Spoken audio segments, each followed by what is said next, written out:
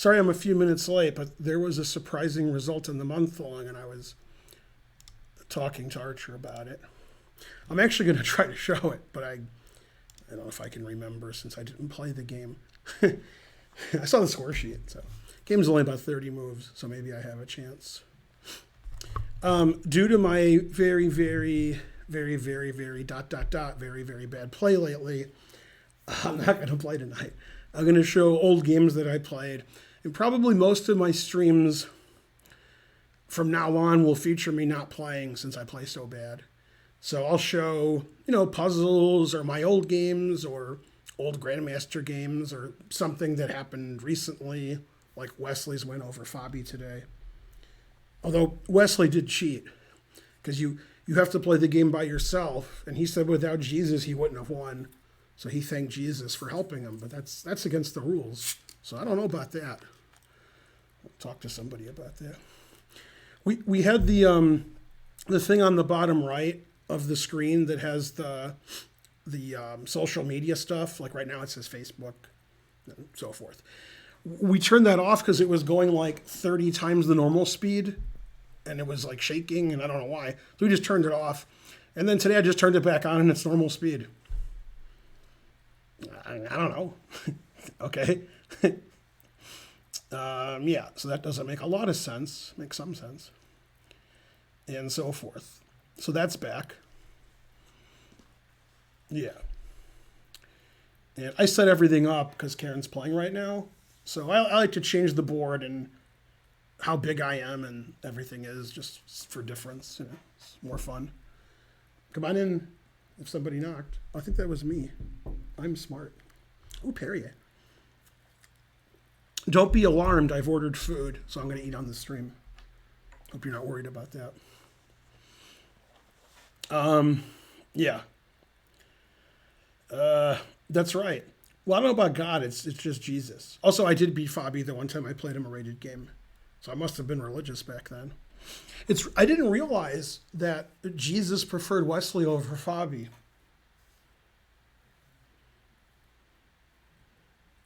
Interesting. What was going too fast and shaking? The icon at the bottom of the stream that says CCATL merge, then it changes. It says CC. It's the social media thing that is on the bottom of the stream. Right now it says, the YouTube page, so forth. It was going insane. It was like going really fast and it was shaking. So it was going basically like 30 times as fast as it was supposed to go. So we just stopped it, and then I just put it back, and now it's fine. So that was weird. Yeah. Let's see. Hello. No, you shouldn't be watching any ads. Anybody who's watching ads is making a very big mistake. So that's on you. There's no reason you should watch ads. And if you don't want to watch ads, which I guess you do, then you have to subscribe to the channel. Then you don't watch any ads. Hooray! Yer Trejo subscribed. So what I'm going to try to do, because I'm going to be on Chess TV at 9, today I'm just going to show games that I played between 1990 and 2005, maybe, somewhere in there. Hopefully games you haven't seen before, but that's hard to do since I have thousands of lectures and videos everywhere, so you've probably seen them, but some of them you haven't. Washi Crab subscribed. Thank you. Yeah. Right, if you don't want to watch ads, you sub, but then yeah. Also, if you sub and you're still seeing ads, refresh, then you won't see them. After you subscribe, you should refresh your screen, then you won't see any ads. Yeah, otherwise, you might see ads. Yeah. You should always subscribe to everybody's channel because otherwise they're poor, except for me. But the other people are. How was today's lecture? I gave a lecture today? I didn't give a lecture. Today I gave a lesson to a famous crypto person. Jesus Christ. I won't say his name, but he's playing this weekend in the crypto tournament. And, Danny wants us to have lessons on the stream, but he didn't want to have a stream lesson. He wanted to have a lesson without the stream first, and then if he liked it, he would have a stream lesson. he liked it, but I don't know if we're gonna. I mean, the tournament's this weekend, so hopefully my guy wins. Yeah. You are not wearing glasses in the title cards of your videos on YouTube. What? That sounds like it's wrong. Yeah. Yay, G Roxa 99. Aren't you a troll also, DB Cooper? Aren't you just trolling everybody? Why aren't you banned?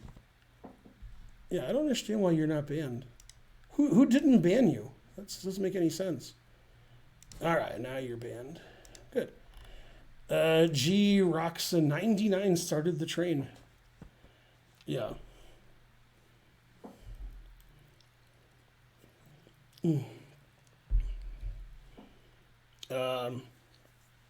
Yeah, I like banning people. That's my favorite. I don't know. You don't have to say anything to get banned. I just like banning people. Yeah, people like to complain. They can complain somewhere else. Where's the Pikachu donation gif? No, nobody donated. Nobody ever donates. If somebody donates, then it'll pop up. Yeah, these streams, like for the last few years, have like no donations, but a lot of subs and cheers. But the donations, almost never. JAA donates a lot, but he's one person. So, and Puzzle Pawn donates. Yeah, I like the da da da da sound, but it doesn't happen very often. Okay, so what I'm going to try to do, trying is the first step to failure, is show Archer's game from tonight. Good luck to me. He was white. He was playing a 10-year-old who's rated over 2,000. And 3 years ago, he won the national first grade championship 7-0. And he's been really strong, you know, for many, many years, come to our club a lot. JJ Watt 95. Yeah, thanks for the sub. So Archer's white. This game was just played across the hall. We're having the month-long tonight. We have 42 people playing across the hall. For a month-long, that's crazy. That's a lot of people. Karen's playing an extra-rated game with somebody who's like 1,400 maybe? Maybe. Delver Flip subscribe to tier 3. Ooh, that's a serious subscription. Okay, Archer's white. I'll try to remember the game the best I can. But, you know, sorry if I don't remember it. I looked at the score sheet, so I'm going to be pretty close, I think.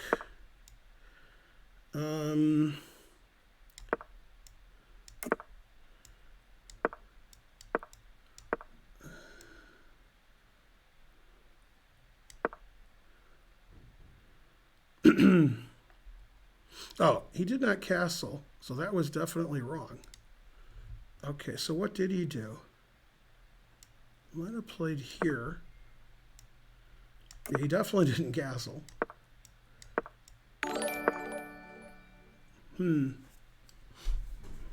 Maybe black didn't castle either. Thanks, WebGuy76.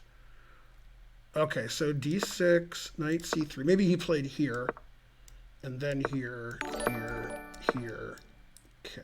Oh, wait, I've already castled. He didn't castle. I'm good at showing the game, except for one thing. Okay, so let's pretend he played here, here, here, here, here. Because this may be what happened. Okay, castles, castles, knight a5, here, here. c6. No, okay. So this is the position. This is about equal. His opponent blundered. Now Archer plays too quickly usually, and so does his opponent. His opponent's 10. And he blundered with this, which just loses to knight takes pawn. And then if you take it, then queen takes. So he played here. And yeah, the engine likes knight here better than taking. Yeah, it's probably not good to take here. It's winning, but it's probably not as good as not taking it because then the knight's not defended as much. Now the knight's defended by the rook also. Okay, and then Archer played h3 really early. Like really early, he played h3. Okay, so this position did occur, this position, and he played h3 really early in the game, and so I missed these moves. Archer played f4, which is the best move, and this is the only position of the game I saw when I was watching the round. And Archer played rook de1, which is excellent, stopping bishop e3.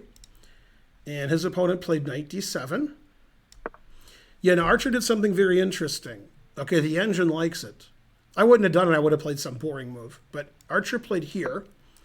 And after queen a6, he can't take the bishop because of mate. So Archer always played king b1. Yeah, and there's a problem with taking either way. There's problems. In fact, the engine doesn't take it. It moves the bishop either here or here. Yeah, taking either way has issues. He took with the rook. Okay, and that's not great. Knight takes. And d takes and knight takes both lose. Yeah.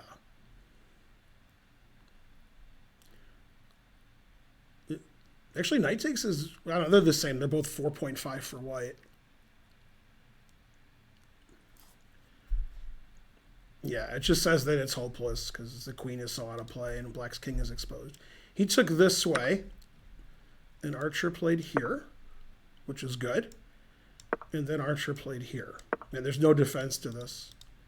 And the queen's no good. So the kid doubled up on the bubble up. And then, for reasons I didn't understand, he gave up this pawn. Andrew did, his opponent. Because there's a lot of ways you could play c4, b6, queen b5, queen b6. But he played here unpinning. And Archer said, thank you. Then I think the guy played here. And then I think Archer played... oh, no. The kid played here. Right. Yeah. Then Archer played this, I think, and the kid went here. It's a weird move. And, I don't know, the game lasted like 4 or 5 more moves, but the kid took this, and Archer played that, and the kid resigned, his opponent. I don't even know what he did here, but like, I think game's over. White's up like 7 pawns. Yeah, so that was a nice game by Archer. He didn't really do anything wrong, and his opponent made like 3 mistakes. But yeah, I don't remember the move order, but I mean, g5 is just such a horrible move. You know, and, you know, I mean, allowing knight takes g5 is just, that's just terrible. For, you know, he's 2000. So like to miss this, you know, which just wins 2 pawns for nothing is not good. Yeah, you can't play king h8 because of queen here check. You have to play king h7. And the engine, you don't even have to take the knight. You can, because if the knight moves, queen h5 check wins the queen. So you can play a preparatory move. There's no reason not to take the knight. Yeah, and then white's just up 2 pawns. Yeah, this is better than what he did. He should have, black should have done this. Yeah, then at least he could take that and be losing that way. Yeah, the way he chose to lose was very bad. Like playing king g7 here. Yeah, because if Archer had retreated his knight, it's difficult to eradicate this pin. Because like d4 is coming. And yeah. All right, so Archer beat a 2000 in like 45 minutes. So that was good. Yay, thanks for the level 3 or something. Yeah. Very funny. Why don't my 2000 opponents play that bad? That's right.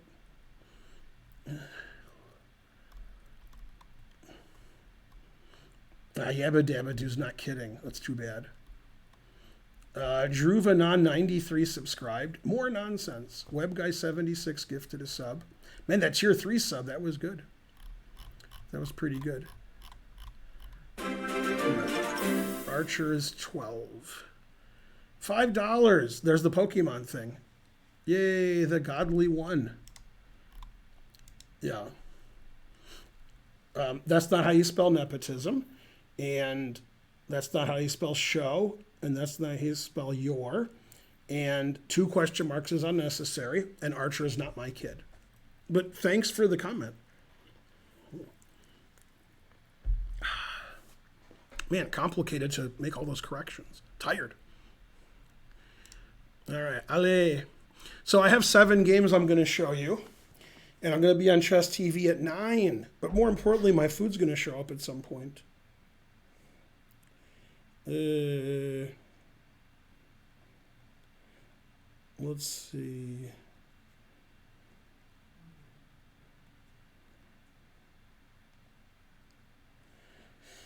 Okay, they're on their way.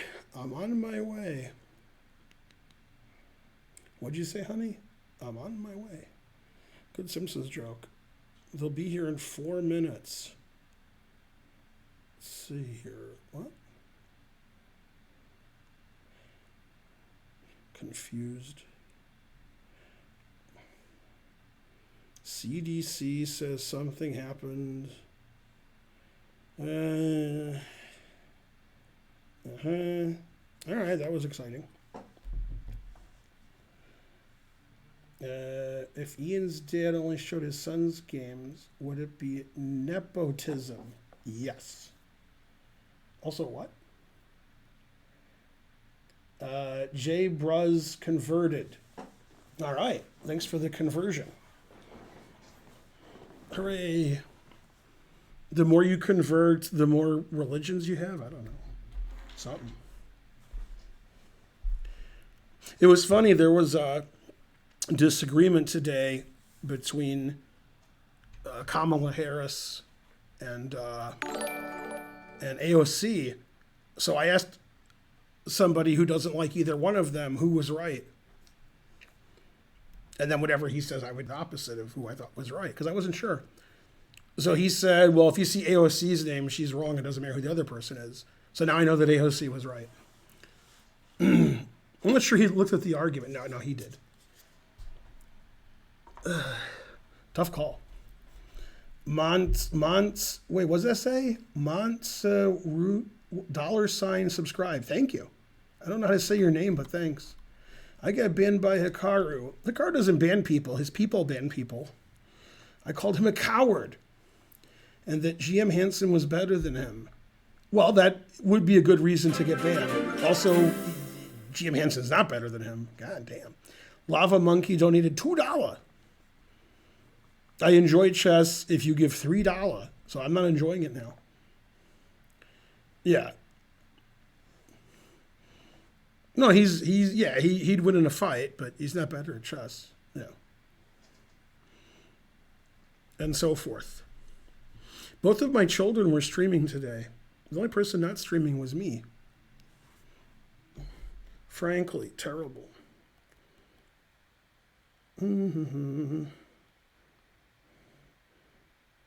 Today +1, yeah. Did you guys see the game that Wesley beat Fabi? That was a pretty interesting game.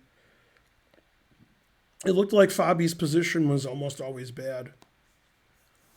And then Roger went to Twitter, Rajabov, and explained why he has all 5-minute draws. And people weren't thrilled with his explanation.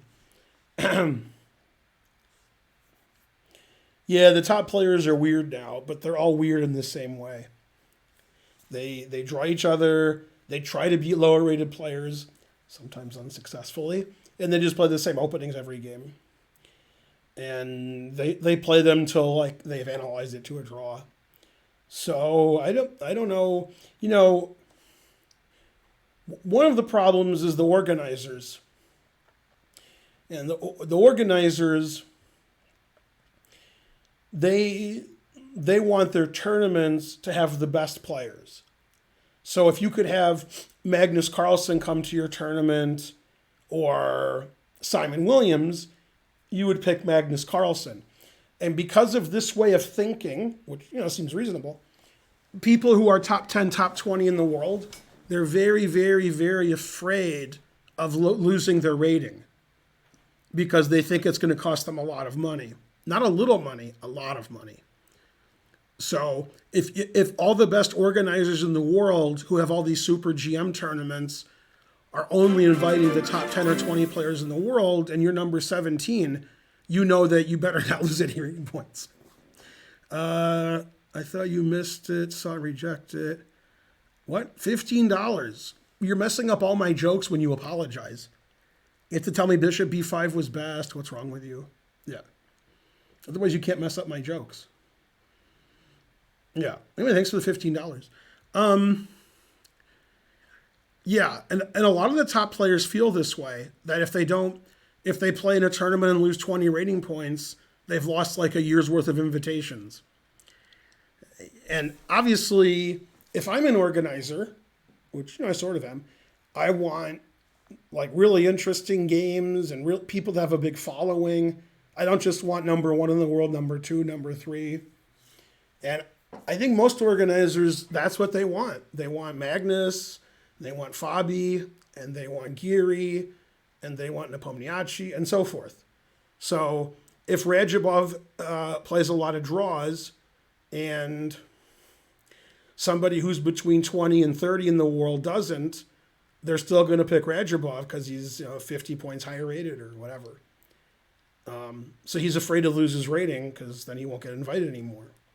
I mean, he's right. If Radjabov was 40th in the world and, some organizers inviting the top 10, 20, not going to invite him. So they're going to invite Mamedyarov, his countryman, who's better. So, I mean, the answer obviously is not worrying about your rating, playing your best, doing the most study at home like Fabi does, and stop being a baby. That's the answer. But obviously, if I had the money to organize those kind of events, I'm inviting some lower rated players who are not top 10, top 20 in the world, who play really exciting, crazy chess, because that's what people want to see. And the truth hurts. So, yeah.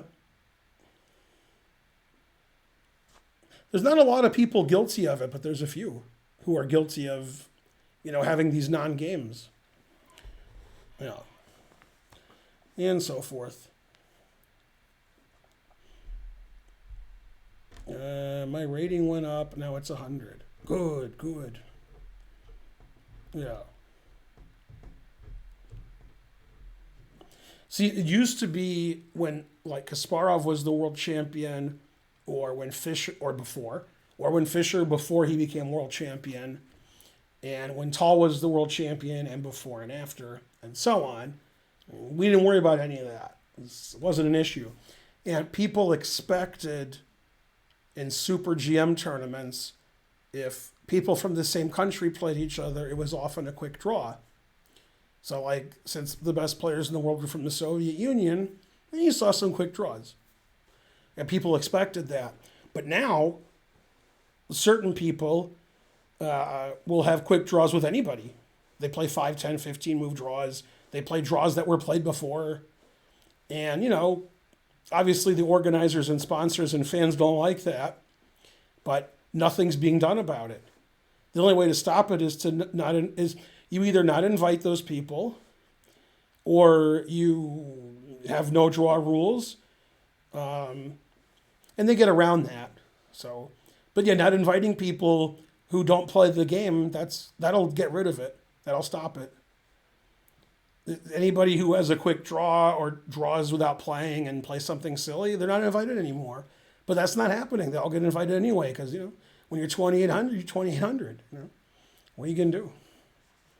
Truth hurts. Yeah.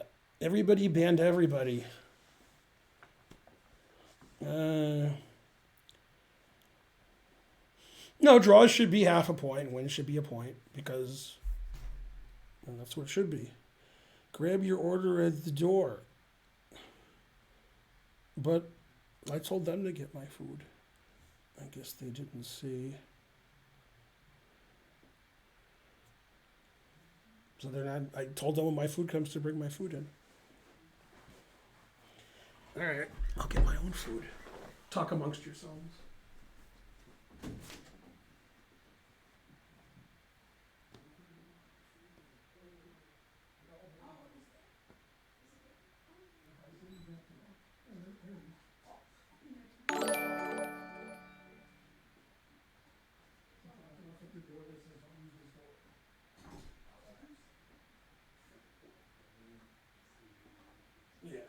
was a sly or something. He was something. Yeah, the driver put it outside the door, but the door that we don't use. So confusing my people, but not me. I'm an expert at getting food. Jesus, I'm not an expert at opening it. Man, this stapler is good. I have to give them kudos for stapling the bag. All right. Let's get that meat. That vegan meat. Man, I showed this bag who the boss was.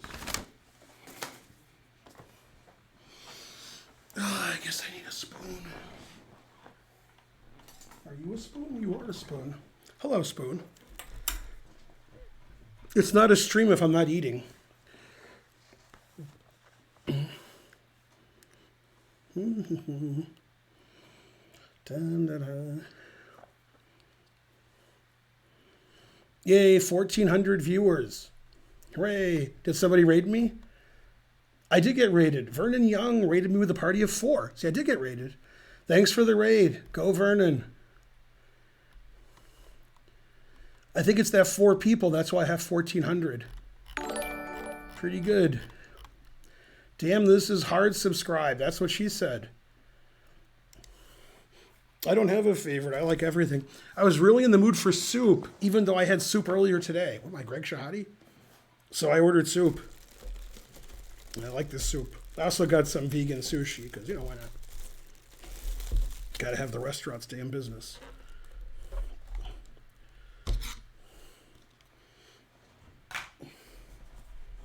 Yeah, the first time I ordered this ever, years ago, I ate the soup. And after I ate the soup, I was like, this is noodle soup. There were no noodles in it. And I thought this was rice for like some other dish, but this is the noodles. That's why I'm a GM, because I'm so smart. SMRT. And then she squeezed the lemons. Even though it's a lime. She still squeezed them. Come on. Perfect. My other question is, what's a lime? Damn, I need like something. I need a little something. I'll be back. Talk amongst yourselves. Paper towel?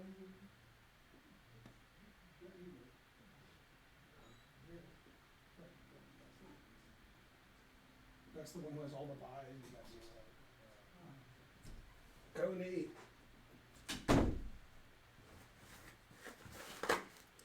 Man, they were good at giving me paper towel, which is important. I use a lot of paper towel because I spill a lot and sloppy seconds, etc. That's when I get seconds.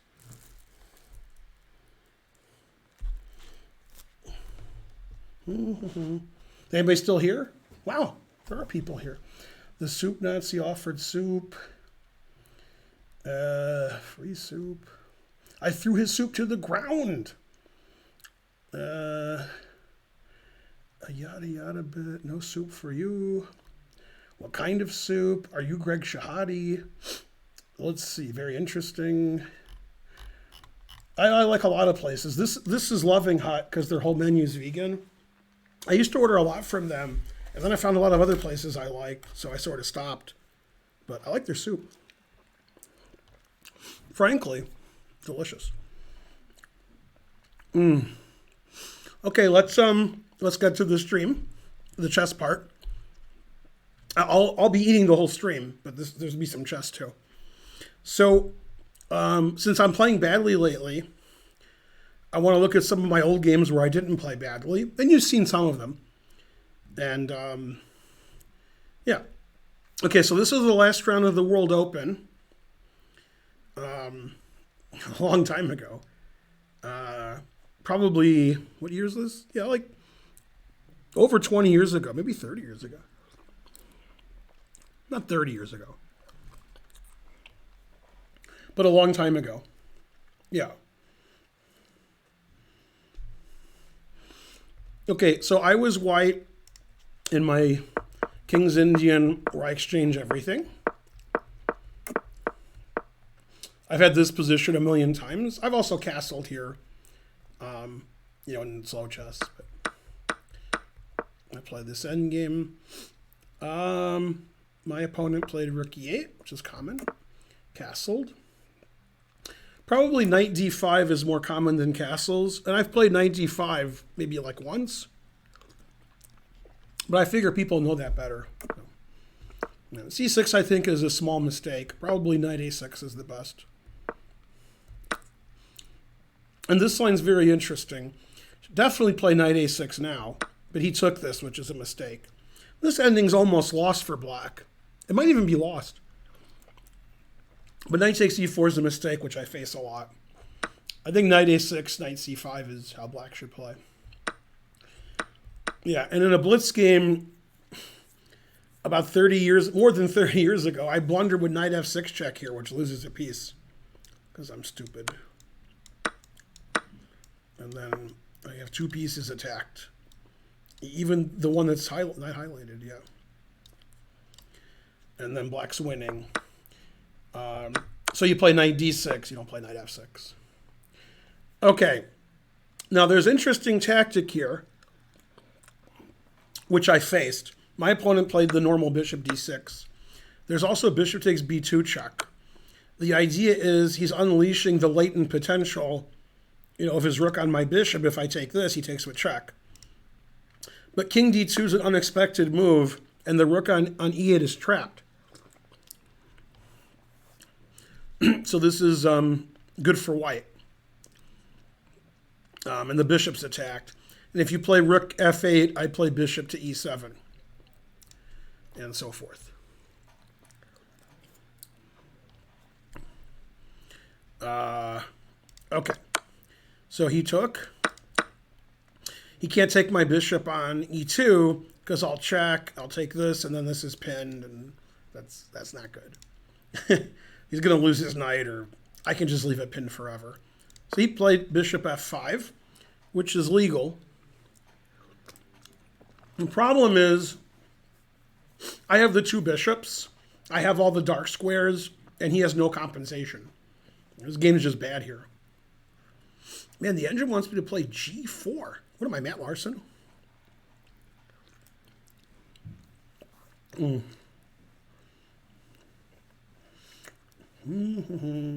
I'm the best? Yeah, I agree with that. Yeah. Oh, no, wait a minute. No, I'm not. Karen's the best. However, tomorrow, as you all know, is Spencer's birthday. He turns 30. And for reasons I don't understand, he doesn't get a lot of people watching his channel, even his Twitch channel, even though it's very instructive. He analyzes your games. He analyzes his games. He analyzes openings. I mean, he does a lot of work, but his streams are all 4 hours. So you should watch his stream because it's good. He'll answer questions in the chat. He doesn't hate you guys like I do. I barely hate you guys. Yeah, I mean, his channel's great. It's very instructive. If you want to get better at chess, etc.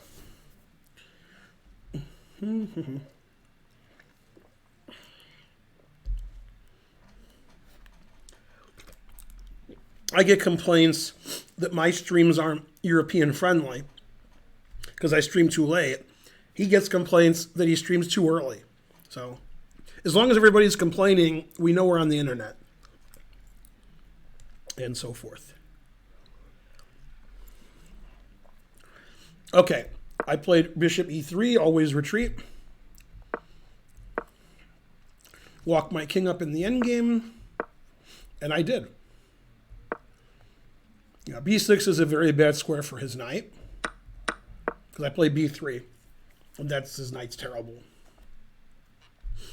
Yeah. So this is really good for white. My king's better, 2 bishops, more space on the queen side, no counterplay for black. Great. Never play f6. I'm gaining more space. Hooray for Ben. I have the most space. Trade those rooks. Never play f3. Gain space over there. And you can see his knight's just terrible. He has no space. His knight's no good. I can win on both sides of the board, etc. And there are some positions in chess where the better your understanding of chess, normally the higher rated you are, not necessarily, you'll understand how much better somebody is. So if you're a low-rated player, you might say, well, equal material, 3 pawns each on both sides of the board. Maybe white's a little better. He has more space. And if you're like Magnus Carlsen, you're thinking, why isn't my opponent resigning? This is ridiculous. And Magnus is closer to the truth here. I mean, black can't do anything. All right, so he played the engine move, which does nothing. Damn, he saw his bishop was attacked. Terrible. I'm not in a hurry because he can't do anything. Just trap at his bishop. Put it in H. Yeah, B5 is a good move. I'm going to break through on the queen side because his king's on the king side. Also, my king's on the queen side. So he takes the pawn. I don't take on B5 like you expected. I play bishop E4 because I want the B7 pawn. And the truth hurts.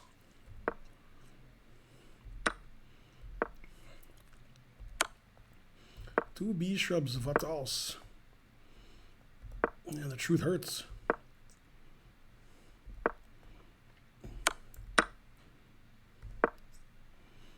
Yeah, still doesn't have a lot of counterplay.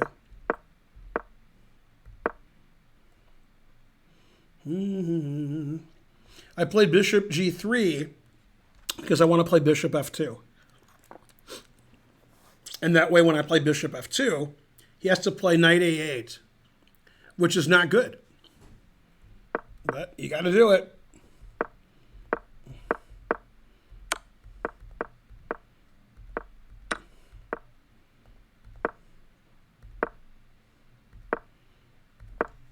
Okay, now, I wasn't a grandmaster when this game was played, but my technique was pretty good. So what move did I play here to end the game? Now, every move wins. There's no doubt about it. But this move is like, you know, haha.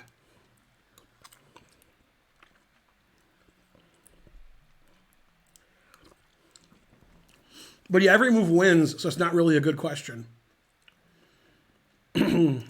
Yeah, bishop E3 is what I did. Not an engine move, but his knight's trapped.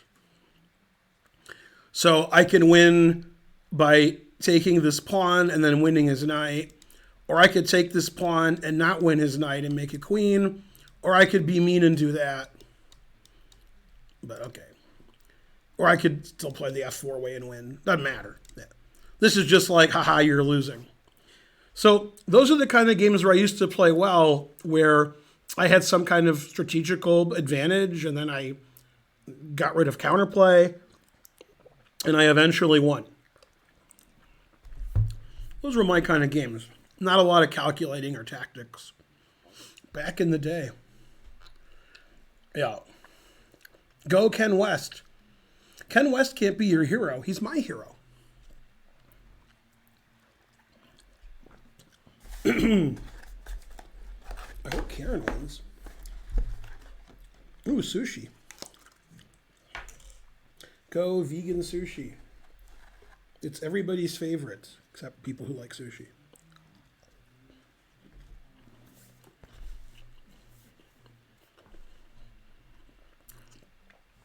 Now,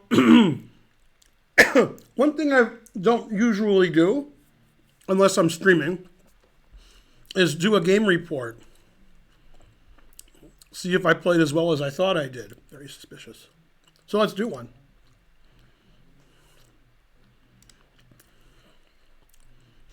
These are all slow games. These aren't blitz, bullet, or rapid. This game was played like 20, 25 years ago. I played 97, and he played 82.5. I made 0 mistakes and 0 blunders, and 1 mistake or 0 blunders and 0 missed wins. 1 mistake, 1 inaccuracy.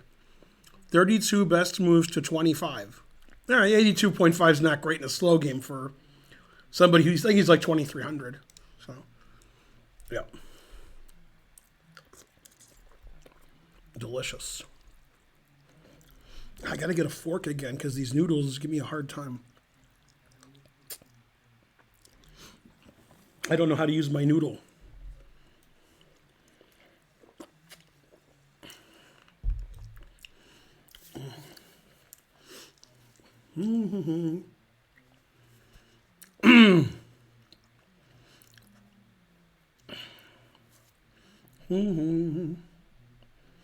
Do I ever drink San Pellegrino? All the time. Quay win more like Quay lose. Bam! Go Grandmaster Gus. He's here a lot. He's probably here now. Well, usually he talks in the chat when he's here.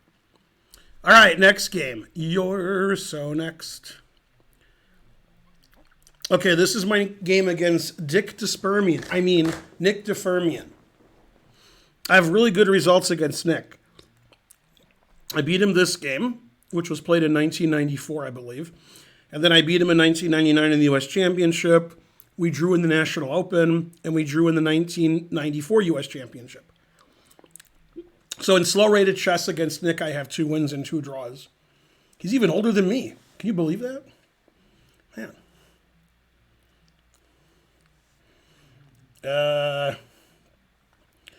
Yeah, tonic water is just awful.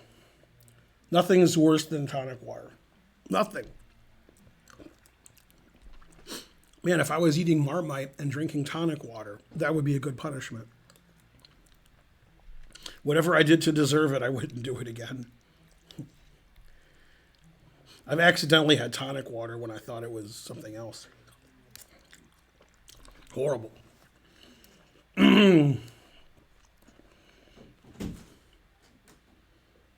And? Aw. You know Archer won against Andrew Jang. I heard And then some. I showed it on the stream. Although I had the move order wrong. Okay. I gotta get these headphones. Yeah. It's Karen. I mean, I don't have time right now to look at. I'm just looking at games that I played before you were born. Okay.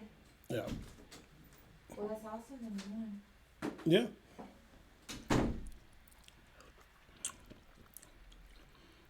Ooh, soup.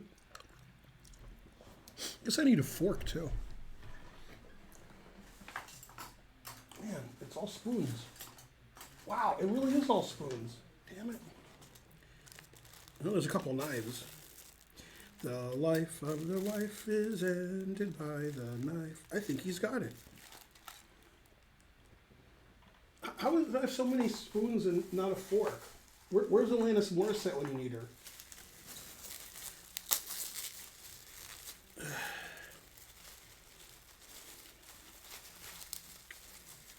The important thing is nothing in that song is ironic. She just doesn't know what irony means. But she knows how to make money. Did you get Alanis Morissette's latest album, Naked and Crying? Good album. Dun, dun, dun, dun. Mm-hmm. All right, good chat. Not too good. Ooh, soup. What was the point of this stream? To eat soup? I think so. Delicious. More 83 subscribed. More. There's a Family Guy where Y2K happens and Peter predicts it and the family's mad, but then it happens and the whole world's destroyed except for like Peter and his family. And they start a new society and they throw out all of their guns because who needs guns? That's stupid. Then Stewie replicates and he's trying to kill everybody. So they need guns, but they're all gone. And one guy looks at the other guy and says, Remember yesterday we were discussing what irony meant? He says, well, now, and then the Stewies kill them. But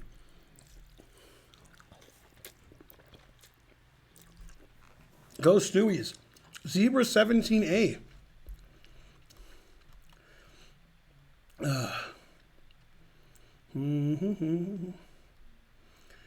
Yay, it's more, and then lots of stupid chat. Yeah. Dun, dun, dun, dun, dun, dun. Someone get a board with a bigger nail. Hey, where'd all my viewers go? I was just about to eat.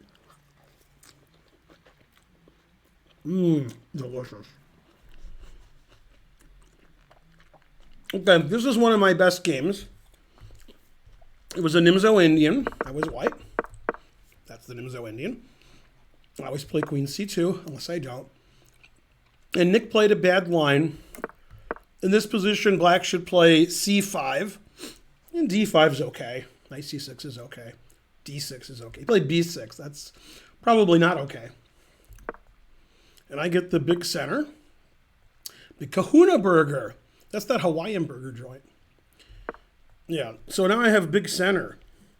And I analyzed this before the game because I thought Nick might play it.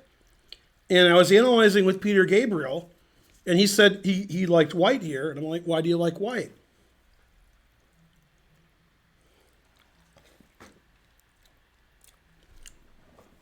And he said, big, big, big, big, big, big, big, big, big. And then I said, so? The end. And that's like 2 jokes.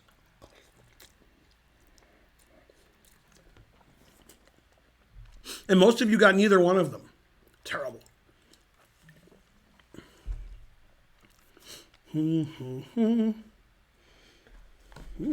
Sushi.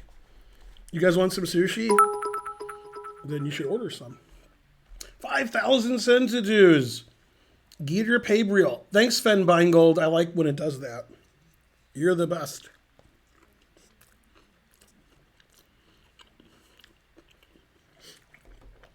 Somebody told me, probably Karen, something Karen would tell me. The song In Your Eyes. Wait, is it In Your Eyes? No. What's the Peter Gabriel song with Kate Bush?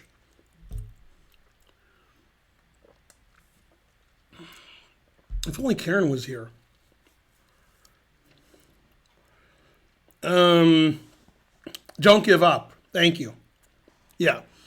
Now, somebody told me, possibly Karen, seems like a Karen thing, that Peter Gabriel asked Dolly Parton to sing with him on that song, and she said no. So then he asked Kate Bush.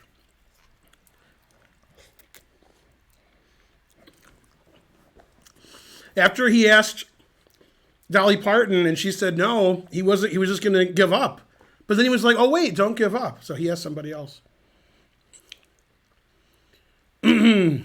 Etc. It's not a good burger. It's a tasty burger. Or is it a good burger? Maybe it is a good burger. I'm not sure. He says tasty at some point.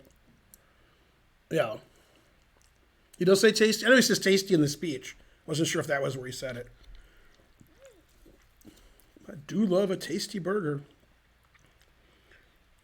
Sprite good. The hamburger is the cornerstone of any breakfast. So it's funny. Today I was on YouTube for no reason, and I saw Between Two Ferns. It was just a clip. And the people between the two ferns were Tobey Maguire and Samuel L. Jackson. But I didn't see the whole thing. They just had a clip of it. But that was pretty funny. It wasn't as funny as it could have been. But those are interesting guests to have at the same time.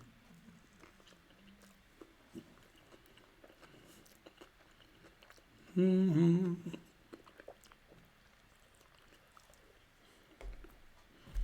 Mm-hmm.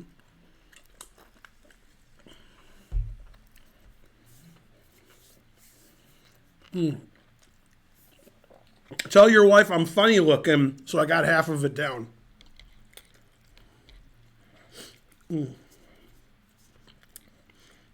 A lot of people think Louis C.K., Dave Chappelle, and Ricky Gervais aren't funny. So what do you want me to do?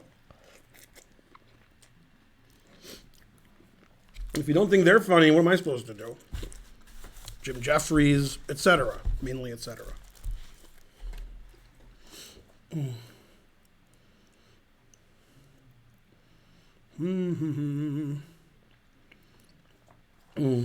Yeah. George Carlin was pretty good. Richard Pryor. Henny Youngman. Don Rickles. Yeah. I'm missing some, good ones because there's too many. Yeah. See, the guy said Ricky Gervais is not funny. The most ridiculous statement ever. 200 sentences. What's for dinner? I have vegan sushi and some noodle soup. Delicious. Bob Newhart's a different kind of funny. Bill Burr, yeah. Yeah. He is hysterical. Thanks, Shrafi, for... I don't understand what you did, but thanks. Yeah. Okay, so... He took my knight. I can't take with the queen because my e-pawn's insufficiently defended then. So I took with the pawn. And he retreated. Always retreat. Because I was threatening e5. The knight moves. Then I take on h7. So he could play h6 also. And then I put it in h. Because, if you want to beat somebody good, you got to beat him.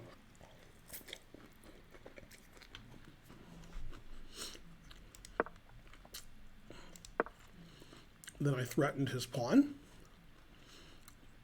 This is an interesting position. He can either play f5 or h6. f5 is more combative, and Nick is combative, so he played f5. And he could take with the knight or the pawn.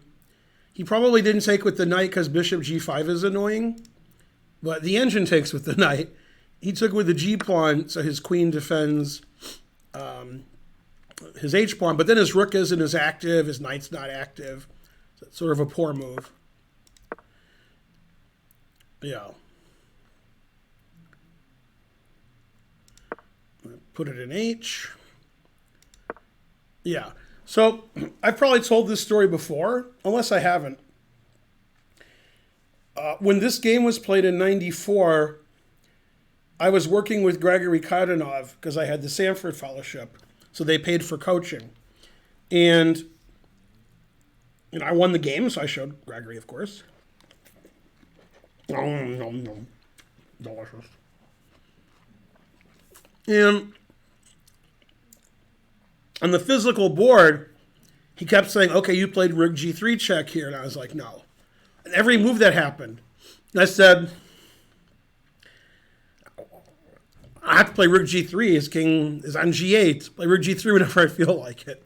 And I didn't feel like it. And he was really impressed with my next move. And he's not easily impressed. And then insert funny joke here. That's what she said. It's 9. And he really liked this move. It finally Stockfish 10 found it on depth 26. It's king f1. Because I don't want to castle a queen side. It's not as safe there on the queen side as it is on the king side. But I do want to play rook e1. So, yeah.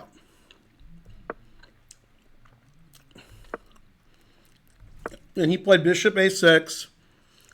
And he's going to get counterplay against my weak c-pawn. He's got knight a5 and c4's hanging now anyway. Yeah. Etc. So now I played d5, which seems reasonable. And he can't take because his pawn's pinned, so he played knight a5. Yeah. And now, I don't know if I calculated forever here or before I played d5, I don't remember. But I calculated this really long sequence where I sacrifice a pawn, but I thought I was winning. And so I took and played knight d4 attacking his pawn. So he has to play e5. And then I play c5. I want him to play e5, so f5 is weaker. Now his bishop's attacked on a6. So he traded. Then he took on c5.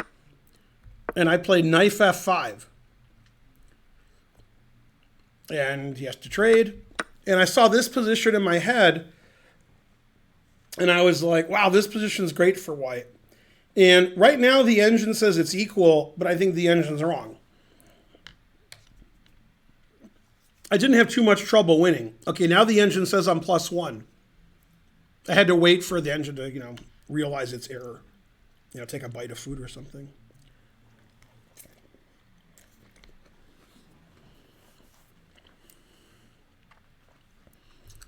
Okay, he played knight c6. Not recommended by the engine, but obviously the knight's terrible on a5. Probably wants his knight on d6. So probably, maneuvering his knight here is a better idea. Yeah, he wanted it on e6, which is not as good. Yeah, now. Okay, not yet. I played rook a4 because I wanted to play rook a6. And then his knight is trapped. He can't go to c6, can't go to e6, etc. He put it in h. And I played rook d3. And this is the move I'm going to be proud of. I'll let you guys. Yeah. He played c6, which not a fan of that move. The thing is, he wants to play knight e6, but he's afraid of rook a6. So if he plays c6 first and then plays knight e6, I can't attack his knight. If he plays queen e6 here, I play rook takes knight check because his knight's defending his queen. So he played c6. And this is the move that I was most proud of in the game. Don't use an engine to cheat. Try to use your brain. Trying is the first step to failure. And this is the best move. It's the best move in the position. And I was really proud of myself because somebody has to be proud of themselves. I just don't know who. Yeah, it's by far the best move. And it is the move I'm most proud of in the game. So I'll have some food while, you guys, high chess TV people.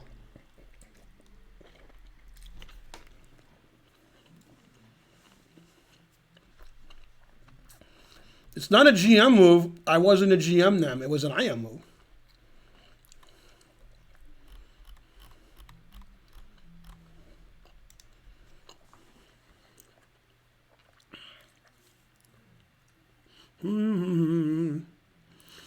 Okay, so I was thinking my opponent's next move is knight e6. And I said, if he plays knight e6, I want to play rook a6. So let's play a random legal move so I can show you what I was thinking. If he goes here, I want to go here. And then I analyzed here, here, here, here, check, and then he has queen g6, and then I lose. So what move did I play in this position based on that variation?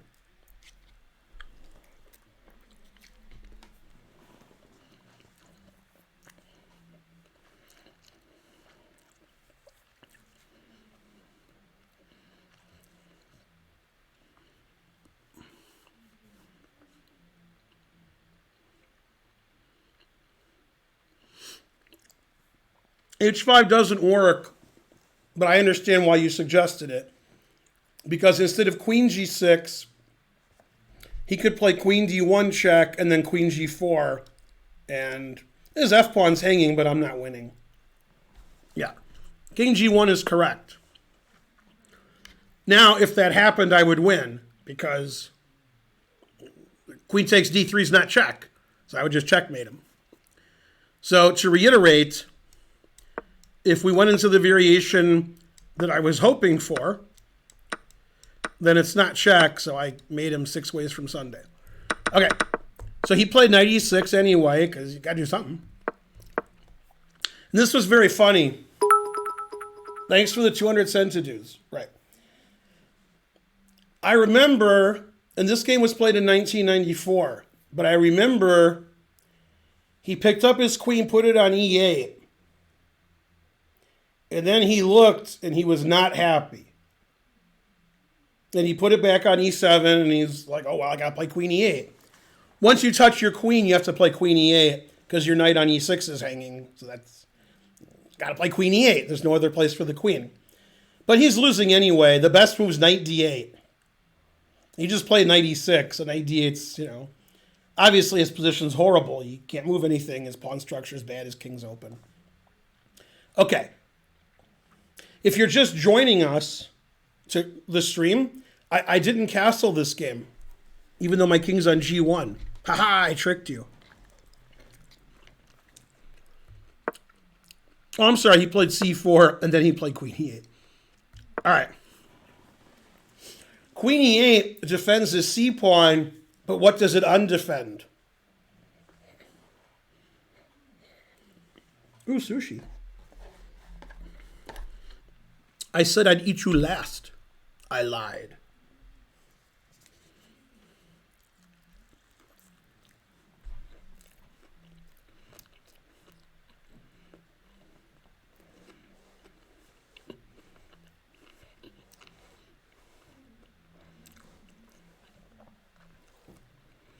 Yes, several people pointed out it's rook d6 time. He undefended d6, so.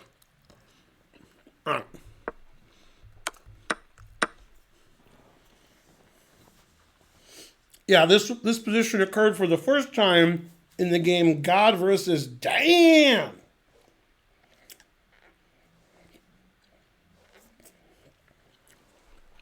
He defended his f-pawn, and I put it in h. I want to play h6 check, so his f-pawn's not sufficiently defended.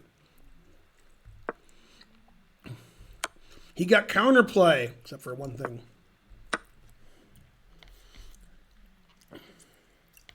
There's good and there's not good. This is not good.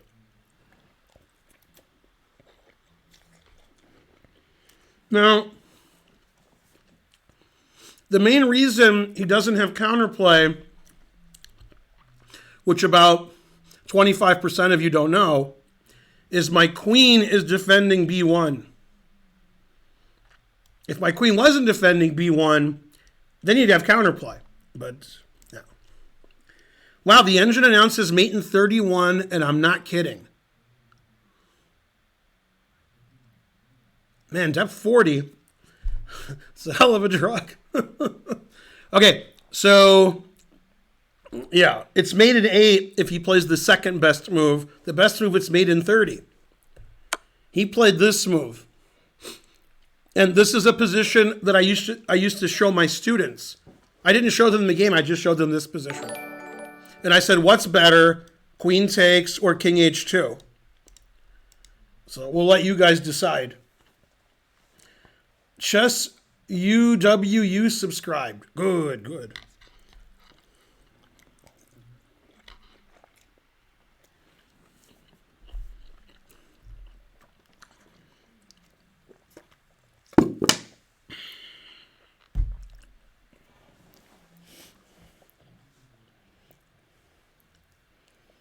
Queen takes b2. A new move was suggested. An illegal move, but still.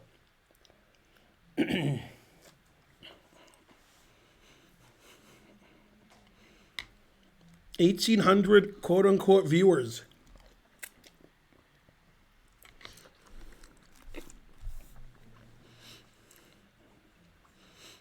Somebody else suggested queen takes b2. That's a clear third. Queen takes b2.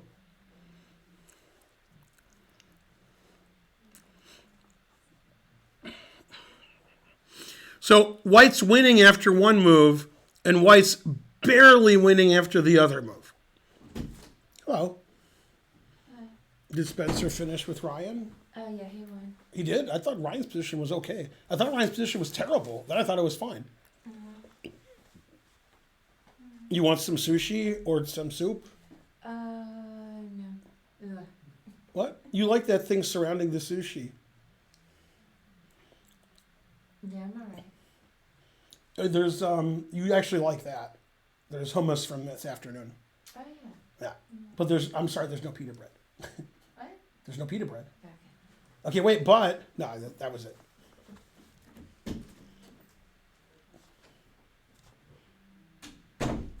Okay. Queen takes B1, 59%. Queen takes B1 is mate in 6, and King H2, White has a winning double rook ending that would take about 50 more moves because of Queen takes H6 check. And then White's winning here, but it's like +2. Like, it's equal material. I think this is the only move that wins. And it's like +2.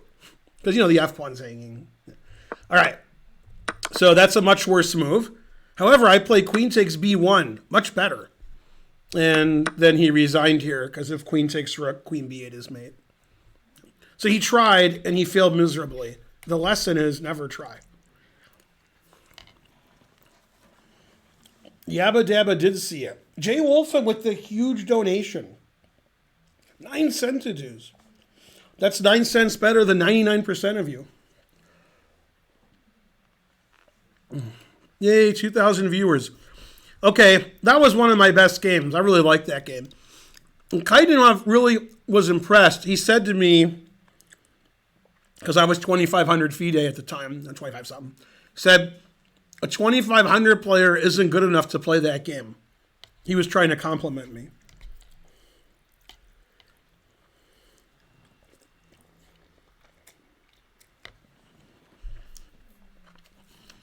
Yeah, when I beaten Defermian twice, and both times I just ran over him, which is an unusual way to beat him. All right, let's do an analysis and see how badly I played. And running and running. No, he was complimenting me, but English isn't his first language. So I played 97.7, and he played 76.3. 0 missed wins, 0 blunders, 0 mistakes. I played 22 best moves to 16. Hooray! All right, 76.3 is pretty bad for Defermian. Maybe he should change his name to the aforementioned Dictospermian, but I doubt it.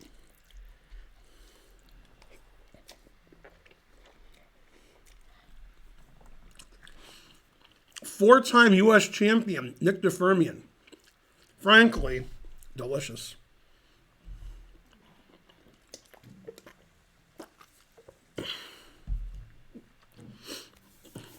You're asking about Nick Defermian if he was a GM? Someone get that guy a TV.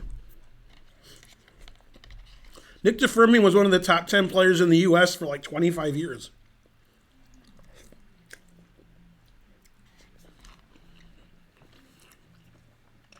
Terrible. Why not Queen F1? What? English?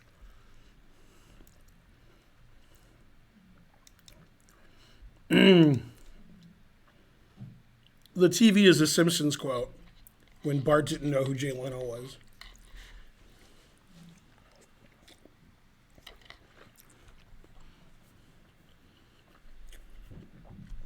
All right, I'm so next.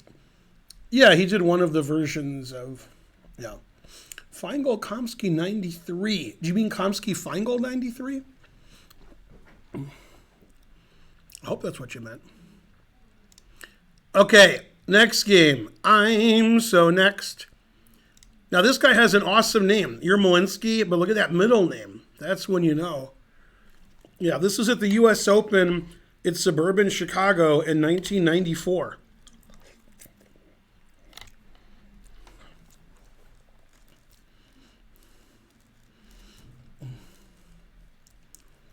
That's correct. Well, I'm showing games that I won, so no.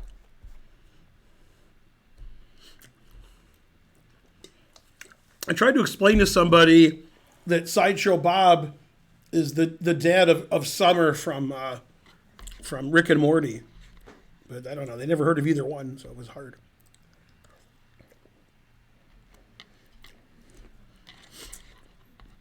When they didn't know what I was talking about, I said, you should improve your grammar.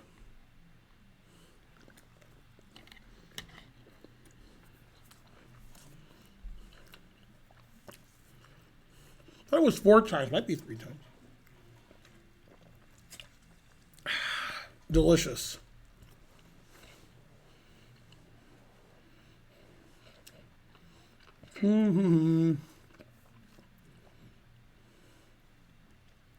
Nick's older than me. Nick's probably in his early 60s now. Probably.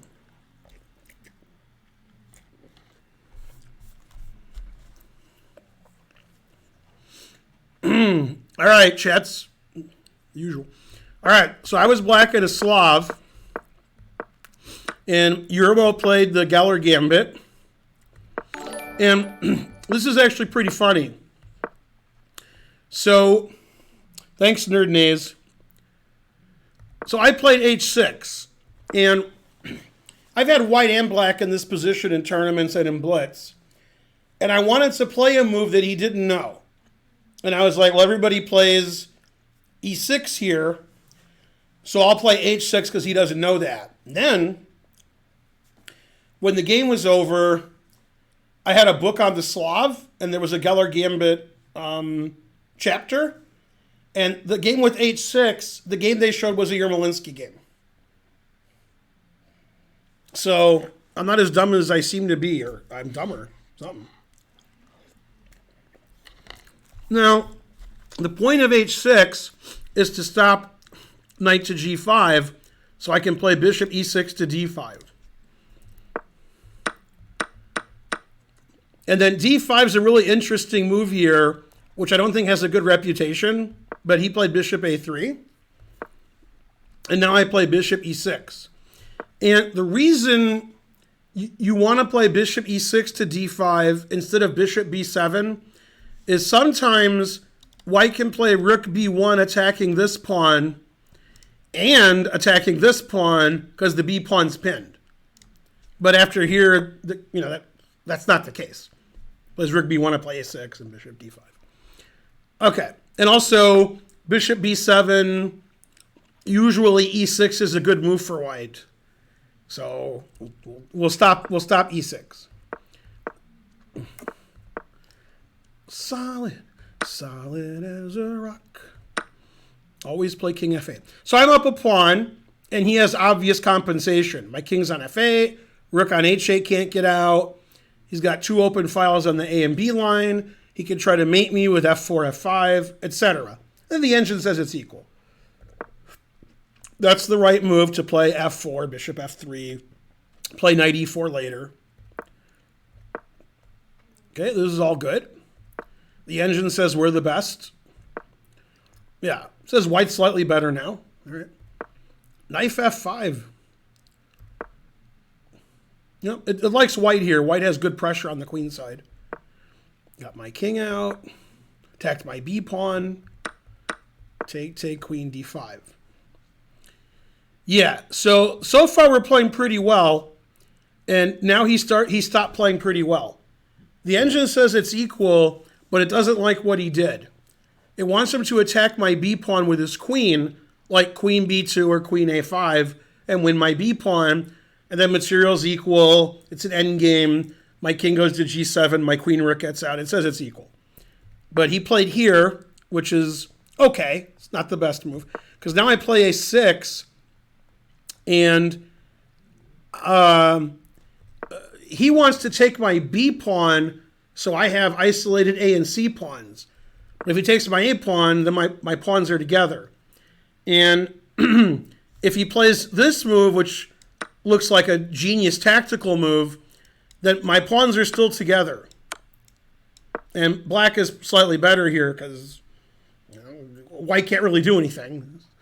Black has winning chances with queen E4 or B4 or G4, G5, G4, knight H4. I mean, white's knight's no good. Okay, so black's better here for sure. Okay, so after a6 he took, and then I played king g7. So it's clear that rook a5 was a mistake because he didn't get to win my b pawn. He won my a pawn. I don't care about that. I literally don't care if he wins my a pawn because now I can fight him for the a file. So rook a5 was a mistake, and the engine still says like equal or slightly better for black. Knight d2 is correct. Knight h4 threatening mate. This is funny. It says knight d2 is equal. Then when I play here, it says black has a big advantage. I guess I'm too good for stockfish. I'm also too sexy for my hat. So he has to play f3 because otherwise I win. And then I take over. And he has to take. That's the book move, the engine move. But now he's in a lot of trouble. So now I'm a pawn down, but I got everything. And in this position, he made a mistake, but I don't blame him. He's actually should move his knight. This is what he should do. He should take, rook takes check, king h1 loses. So he has to play king f1. Then I have a lot of moves where it says it's equal. Rook takes, rook c2. Now obviously all his pawns are hanging. So you can see why he didn't like this. Pawns are all hanging, his king is stuck to the back rank, etc. But the engine still says it's equal. But, okay, I'll take black, obviously. He played g3, trying to draw this rook and pawn endgame. Okay, which it's much worse. I don't know if it's lost, but it's much worse. Pawn structure is terrible, obviously. Yeah, and I think in this position, no, king g3 was right. Yeah. Truth hurts. Yeah. And is this where he made the losing move? No, this is okay. Yeah. Or maybe he should play rook c4. Yeah. So g5, obviously, he can't move his king to the g file because I check him with my rook and queen. So he has to do this. King g6. Now he should play rook c4. Still probably losing. This move is bad because I check and I take. And even though it's 3 against 3, obviously his 3 are terrible and his king can't get over. So this is just winning. And that's why in this position, he should play rook c4, so I can't do that because his rook defends his pawn and I can't check and take his pawn. So now he's in time trouble here because time controls at move 40 or something. So, that's just a mistake. Yeah, and now he's lost. So, yeah, his king's still cut off, 2 isolated pawns, etc. Now he could fork me with f4, but then I take his rook and I win easily. So he threatens to fork me. And I just win because I have like rook e3, e5, king, a pretty easy win. I want to go here and e5 and here. If his king was on f2, he'd be drawing, but his king's not on f2.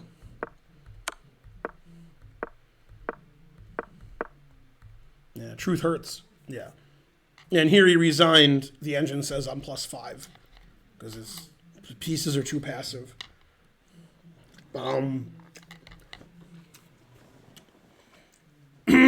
What's funny is Yermolinsky and I have a lot of decisive games. Beat him with black, and I beat him with black in what tournament? U.S. Championship in Tulsa in 2007. Unless it was 2008. Might have been 2008. Might have been 2007. And then he beat me a million times. He beat me at the World Open, beat me at the 99 U.S. Open, beat me at the 1994 U.S. Championship. And he's beaten me a lot. Damn. Terrible. And we have some draws, too.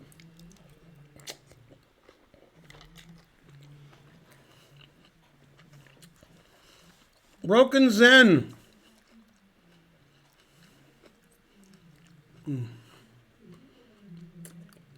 Man, now the engine says I'm +11. Hooray! I'm the best. 76ers are winning. Are that by one? Ooh, sushi. I need more sauce. Terrible. Have to make do.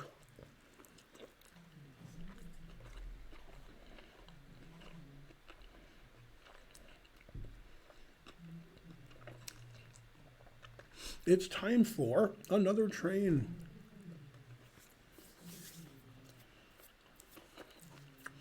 All right, plus 13. Yeah, this guy's about 23-30, and this was in the World Open like over 20 years ago. Very easy win for me against, an opponent who's not that bad. He played knight c6, which I've played. That move's annoying. It's hard to know what to do here with black. Played normal move. Never play f6. I played a3, so if I play c4, he can't play knight b4 or bishop b4 check. So I can play c4 without any worry. And I did. Play bishop g4 to play knight f5. Always play knight f5. Yeah, his position's really bad here. His bishop on f8's no good. King's no good. My pieces are developed with harmony. If you don't believe me, you can ask Elton John.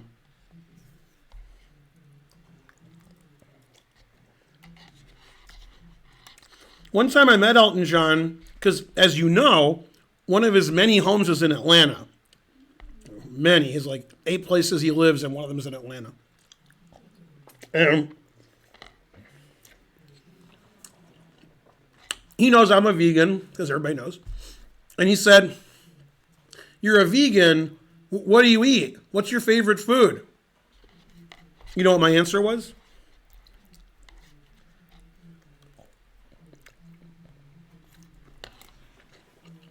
Go Hype Train. Hooray.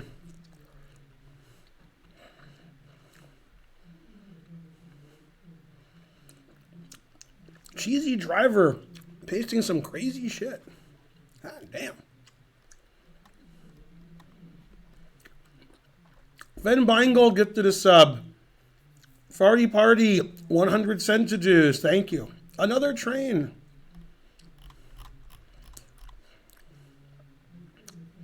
Da-da.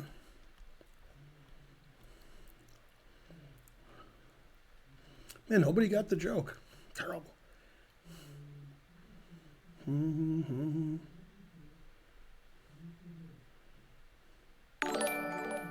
Yay, 15 centidues. Thanks, Chico Burger. Tisker Tasker 48 gifted a sub. Farty Party, 300 centidues. Anyway, back to my joke. Back to my serious conversation with Elton John. I said, he said, "What do you eat? You're a vegan. What's your favorite food?" And I said, "Hominy, hominy, hominy, hominy." Like 12 times. Oh.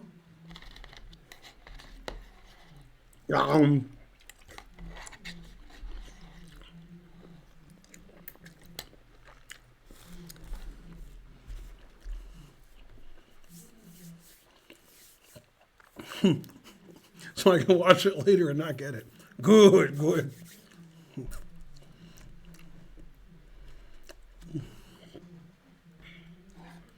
Yeah, Karen and Holden saw Elton John 2 years ago in Atlanta.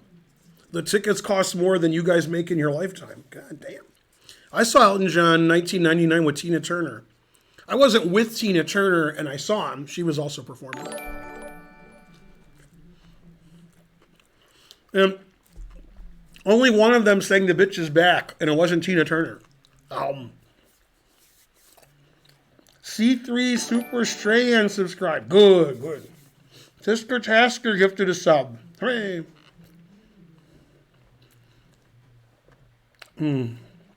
That's right, I gave you that clarification. You might have thought I went with Tina Turner. Not true.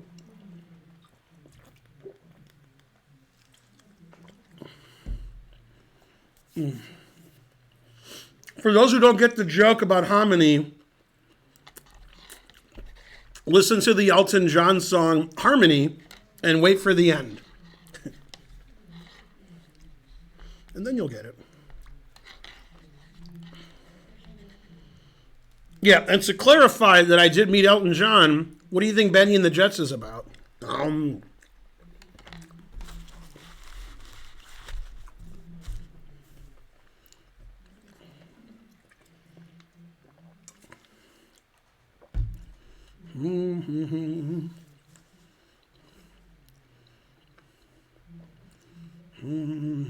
Why'd you pace that game? What was your reasoning?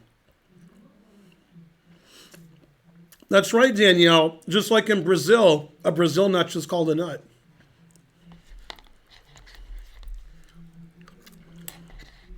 I was in France before you were born.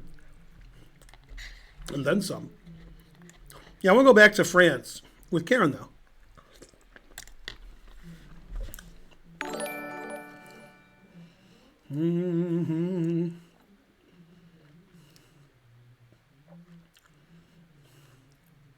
Rembrandt Q. Einstein subscribed. Rembrandt, you should change your name to Max Power.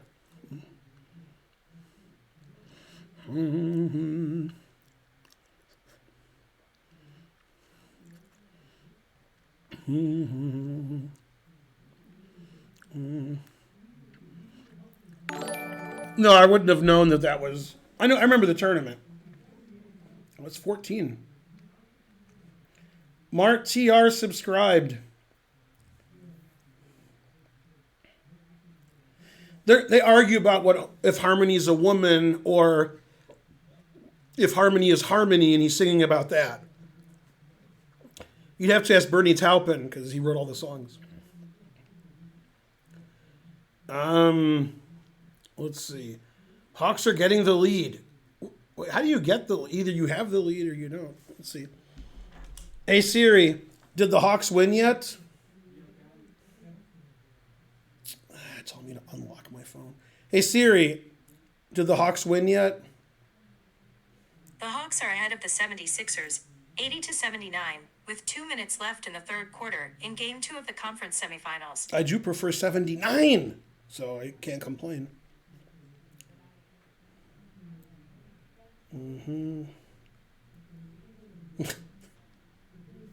That wasn't as good as your usual one, trying to learn, but you're trying.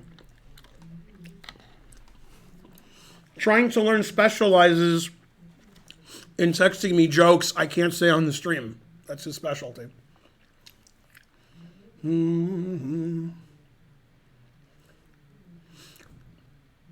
think the Hawks are going to win the NBA championship. I know I live in the Atlanta area, but I still think that. I'm not impressed with any team. But I like the Hawks. Go Hawks.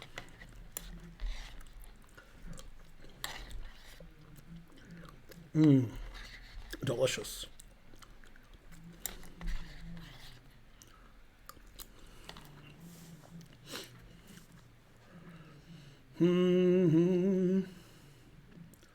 Bone Thugs and Harmony, maybe. It's weird. The hype train's dying. Somebody hooked me up. I've been asking myself and the stream for 6 months, who's better, Jokic or Doncic? And Jokic just won the MVP, but I still don't know who's better. Some of you don't know that, but today it was announced that Jokic won the MVP. Yay, 500 centidues. Hooray. Thanks, Sven Beingold. 1983, that's when the 76ers swept. I forgot who they swept. Who did they sweep? The Lakers? I already forgot. Who did the 76ers sweep in 83? I forgot. Swept somebody. Cheesy driver.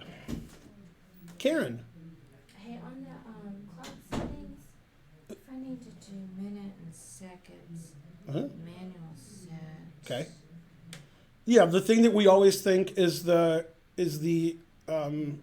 delay is seconds.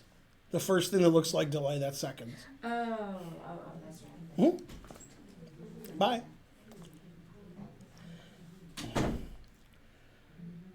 Yeah, 76ers had Moses Malone, Maurice Cheeks, Andrew Toney, Bobby Jones, and Dr. J. And somebody on the stream claimed that Bobby Jones wasn't a starter. So I don't know. I thought he was, but they told me he wasn't. They swept the Knicks. Well, the Knicks are in the East, and so are the 76ers. That doesn't make any sense. Sandy Doggo, 100 centidues. Yeah. Bishop takes gifted a sub. Good, good.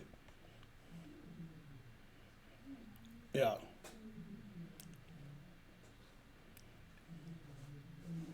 Mm-hmm.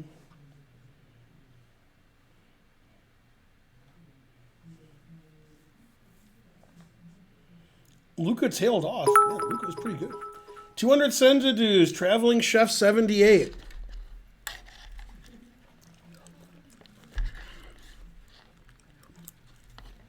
Delicious. Mm-hmm. I'm the evilest. Bob McAdoo was good. Yeah. Okay. He played Queen D7, Rook C1, always retreat. So I retreated. And then he retreated. We must be really good. Knight F5, always play knight F5. I took that knight and played Queen B3. Now I was going to say he made the losing move here, but he's already losing. So I guess he didn't make the losing move. Now, one thing that's not easy to understand, and Yasser doesn't make it any easier, Yasser makes it harder to understand, is strategical play. And Yasser's really good at strategical play. So when somebody makes a strategical error, he's choking on his own rage. And the reason good players make strategical errors is because it's a good move due to tactics. Yasser doesn't like that. Yasser wants a move to be good strategically and tactically. And obviously, if your move wins material, if it's strategically not correct, who cares? Yasser does. So Yasser would be furious of me taking that knight on f5 because I have the white squared bishop, and that's better than my dark squared bishop. In fact, the engine does not play bishop takes f5, but it does say that I'm winning this position. So, all right. I'm threatening b7 and d5. So if I take a pawn, I'm just winning because he's got nothing. So he castled, defending them both, which is very risky when my bishop is here, my rook is here, my queen is here, and here comes my knight. So, but still castles is the best move. Okay, knight a4. Game didn't go very much longer.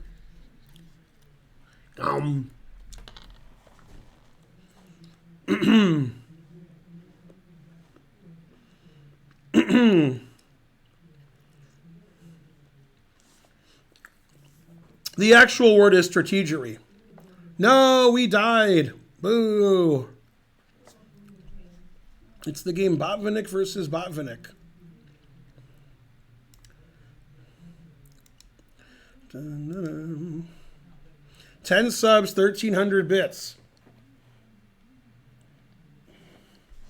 Let's see. I'll answer your question, Waffle. All right, that's the answer to your question. Yeah, irregardless is now in the dictionary.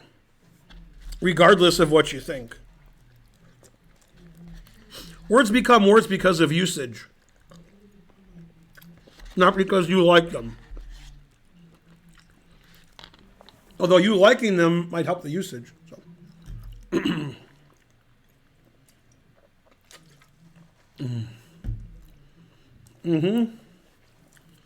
What about truthishly? All right.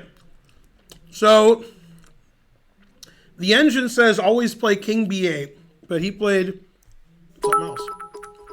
Yay, 200 centidues.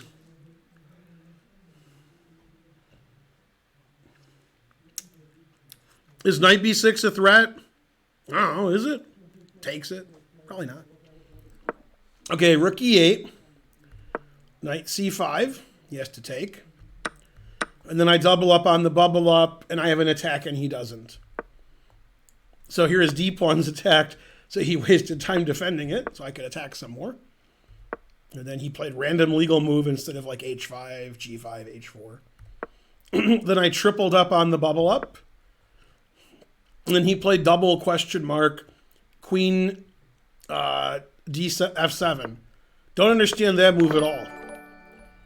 That move doesn't make any sense. I mean, I'm going to play b4, a4, b5 and win, but still. Leviathan live subscribe. Good, good. Yeah. And now the winning move is clear to even the various Tyro. Bam! Always sack the exchange. Yeah, queen f7 is such a bad move. Especially in a slow game. Yeah, the truth hurts. So here resigns is the best move, but he missed it. It's too bad. The engine's top line for black is here, here, here. I was going to play rook c7. Rook c7 and queen d5 win equally, but I was going to play this. And then I take his rook, and then I take his queen, and I'm up a piece and a pawn or two. And the engine slightly prefers this, which I'm definitely not going to play. I definitely play the other way. They're both +7. Okay, that's the best he can do. He played the second best move, rook e7. I took. If he plays king b8, I can play rook here to here. He can't move his c pawn because it's pinned after king b8. So he played here, which is the best. And then I played bishop c7. Every move wins. Bishop c7 is one of the moves that wins. And here he resigned. If he plays the obvious move, then this is checkmate. So he can't do that. He basically can't move his rook because queen here is mate, or it will be mate. So the engine says he should go here, and then he should play here, and then it says, never mind, I guess you should resign. And then here, and it says, frankly ridiculous. So here he resigned. So that was a pretty easy win against like a 2300. I'm guessing the engine is, or the game report is going to say black did not play well. Let's find out. Game should all be over now. It's 9:45. 9. Yay, soup. The soup never ends.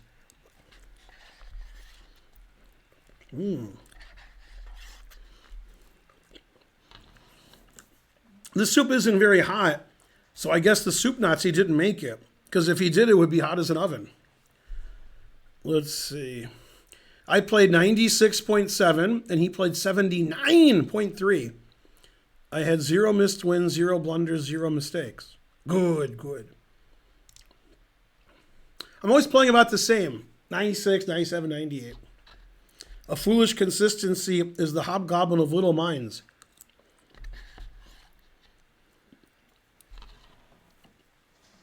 Papa Jones. Right.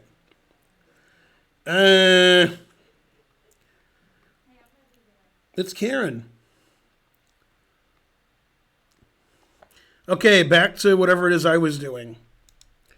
Let's see, what time is it? 9:45. Emerson is correct.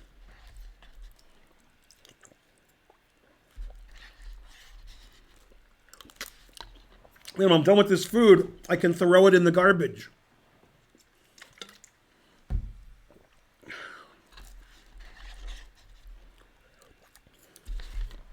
Anybody? Throw it in the garbage? No. No, nothing. All right. All right. Here's a game against everybody's favorite IM, Danny Wrench. I'm assuming he was an FM when I played him. Got to assume something. This was at the National Open about 16 years ago, I believe. And so forth. Somebody said Hawthorne, which reminded me of Nathaniel, which reminded me of Nathan's hot dogs. Because that's how my brain works. And I read on the internets, Nathan's is making a vegan hot dog. So maybe I'll enter the July 4th contest. Let's see if I can eat 75 vegan dogs like Joey Chestnut. The answer is fries. What's funny is, if I enter that contest, I'm going to stream it, and I'll be playing chess while I'm eating the veggie dogs.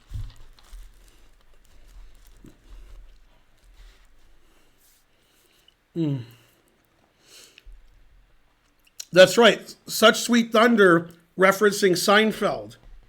I got to sit down.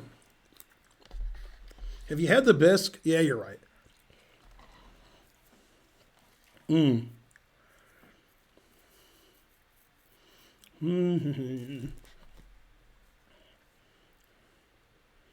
Never has the crowd been more entertained. That's correct, except for one thing. Please tell us about the SpongeBob scene. Which one? The one where he's vacuuming up cookies? I like that one. Need to be more specific. Go SpongeBob. If Spencer was here, he would know more about SpongeBob than I would, or any of you.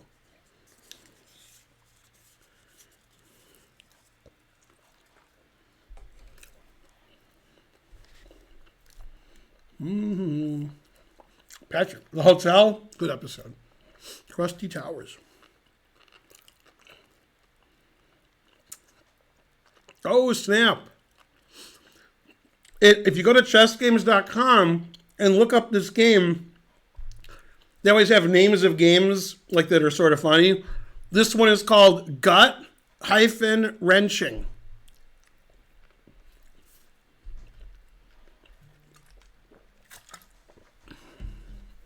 Also, it's not called that. I just made that up.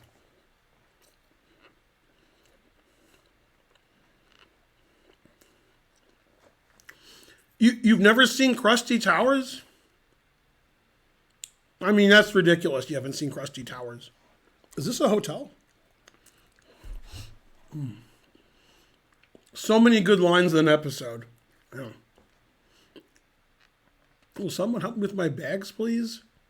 How do you have bags? You just found out this was a hotel. This is a hotel? Bam!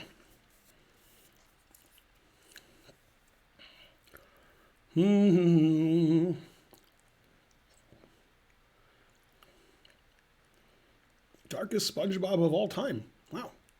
Truth hurts. Okay, back to whatever it is I was doing. This was played in Vegas at the National Open. Queen C2 Nimzo, obviously. And I never play Bishop F4 in any kind of position like this. I always play Bishop G5. But I was like, I'll try it. I like it. Put it in H. He gave up the two bishops. Yeah, and I learned from Yasser Seirawan before you guys were born that playing F4 with your bishop on G3 is fine. Because it looks like ridiculous, but it's not. The bishop can get out later. And obviously, if black just keeps his knight on H5, all right. And I can play bishop E2 attacking his knight. And if knight F6 ever happens, I can play bishop H4 if I want to. But it's important to not let him play F4, because then my pawn structure is ruined. And he gets the initiative and so forth. Okay, so he developed a piece. I put my rook on the open file. A6, a little slow. Threatening bishop takes knight because the d pawn's pinned. And then I castle. Now, if he ever takes my bishop and I play h takes, I don't have the open h file for my rook, but I literally didn't care about that anymore because he played f5 blocking my queen. Now, because of the vagaries of the pawn structure, I want to attack his d7 pawn because that's backward and weak. And if you're not sure what a backward d pawn is, you can always ask Farnsley 69. He'll explain it to you. So he finally did take. And all was well because I played HG. I mean, all was wells.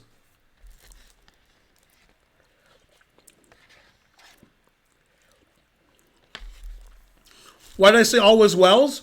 Because his knight was stranded like John Wells from Gilligan's Island.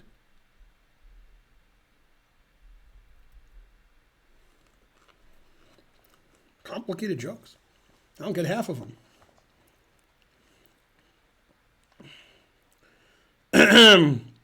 Go H.G. Wells. Go Don Wells. Didn't Don Wells just die like a year ago? I think so. Okay, so he got his queen to some square. And I played rook c1 because I want to defend my c-pawn if he attacks it. I want my other rook to go to d1 and so forth. I like playing rook c1 when my pawn's on c4, so he never wins it. He retreated, which is a crazy move. I think Danny realized he would lose now, so he was just setting up for the next game.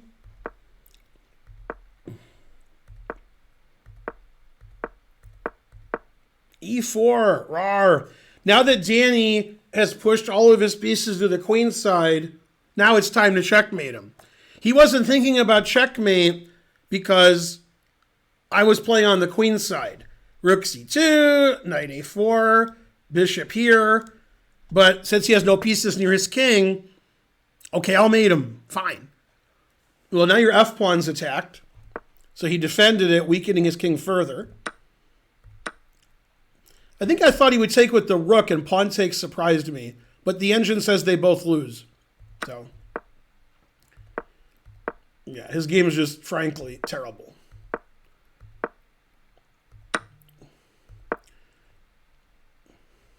Who does Danny Wrench think I am? Somebody who doesn't sacrifice the exchange? Rawr. FG, B4. I want to win that knight for free. D6 is forest. Always sack the exchange. What's funny is if you have a chess engine and you let it sit for 5 seconds or less, it does not play rook takes d4. But if you play rook takes d4 and let it sit for 5 minutes, it's like, good, good. Yeah. Eventually, I have to play rook takes d4. Eventually. So why not now? His knight on d4 is great. My rooks can't do anything. Yeah. So he has 4 weak pawns and a weak king, and his rooks are ineffective. And we were in Vegas when the game was played, and there was a Nevada boxing commissioner there talking with Danny about which one of them was more impotent, and Danny's wife pointed to Danny. I felt really bad for him. I was like, well, come on.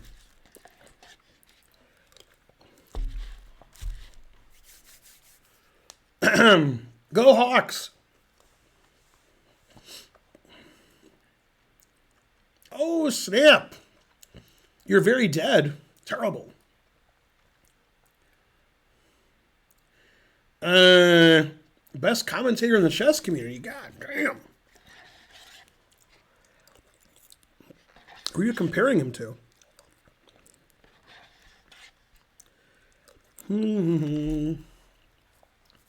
Go Hawks.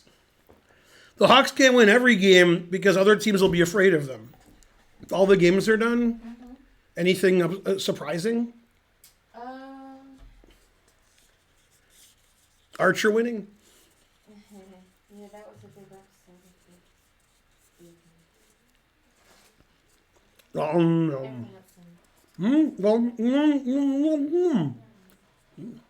I made a good point. Go Hawks.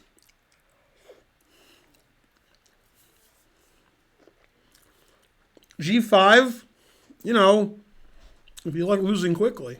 Damn.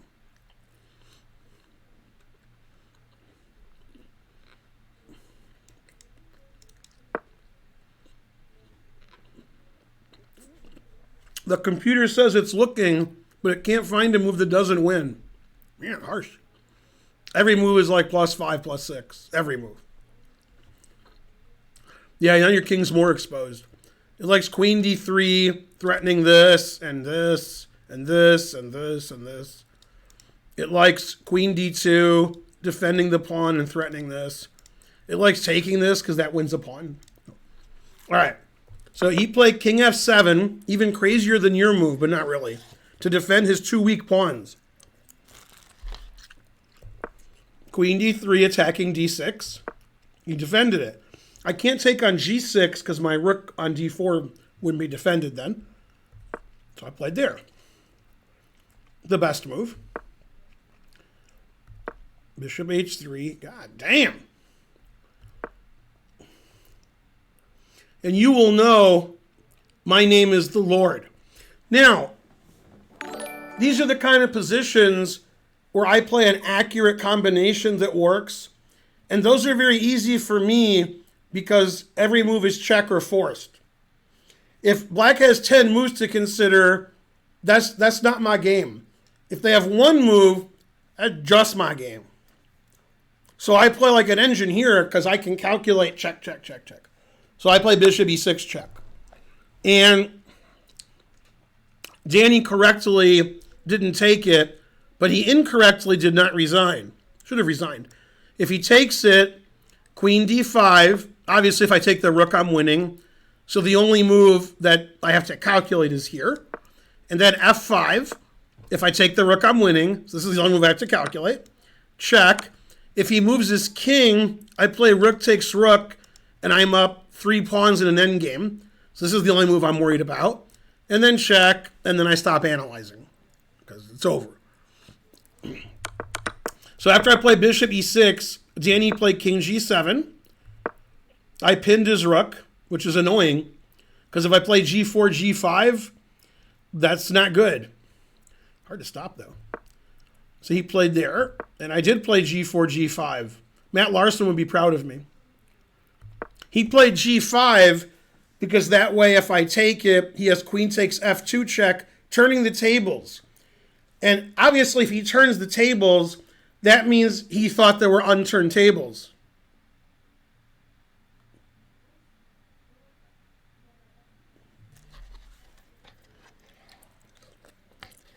Let's see who gets the reference. Anybody? Anyone? Anybody? Moses 34. Moses, get the roses. You guys don't know? Damn. No, it's from Rick and Morty. When they go to the marriage counseling off planet. You must have thought there were unturned tables. Okay. Terrible. Okay, so I played c5. Every move wins, but c5 is the easiest. But it doesn't matter what I do, I win. That is interference with his queen f2 idea. Truth hurts. Now Danny correctly resigned. If he takes this, the only move that makes any sense, I take, he takes, I take, he takes, I take, he takes, I take, he takes, and I go here. And even you guys know I'm winning. Yeah. So after c5, he resigned, etc. Unfortunately, in slow-rated chess, that's the only game I've beaten Danny Rensch, and he's beaten me twice. So, in slow-rated chess, he has a plus score against me. Boo, boo.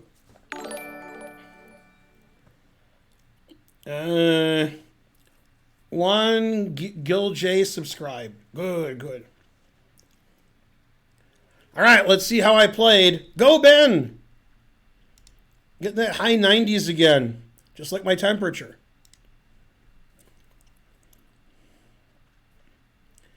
Yeah, that wasn't a good game for Danny because later his wife said, like, man, nothing was going on. I played 95.8 and Danny played 77.1. But to be fair to Danny, okay, I want to be fair, 77.1 is pretty good for him. 0 missed wins, 0 blunders, 0 mistakes for me. Good, good. 95.8. That's the worst I've played in the games I've shown you. Terrible. 100 Centidues. You told Karen you've never heard of me. What's your name? Ro K and DeJason. I don't know who that is. Yeah.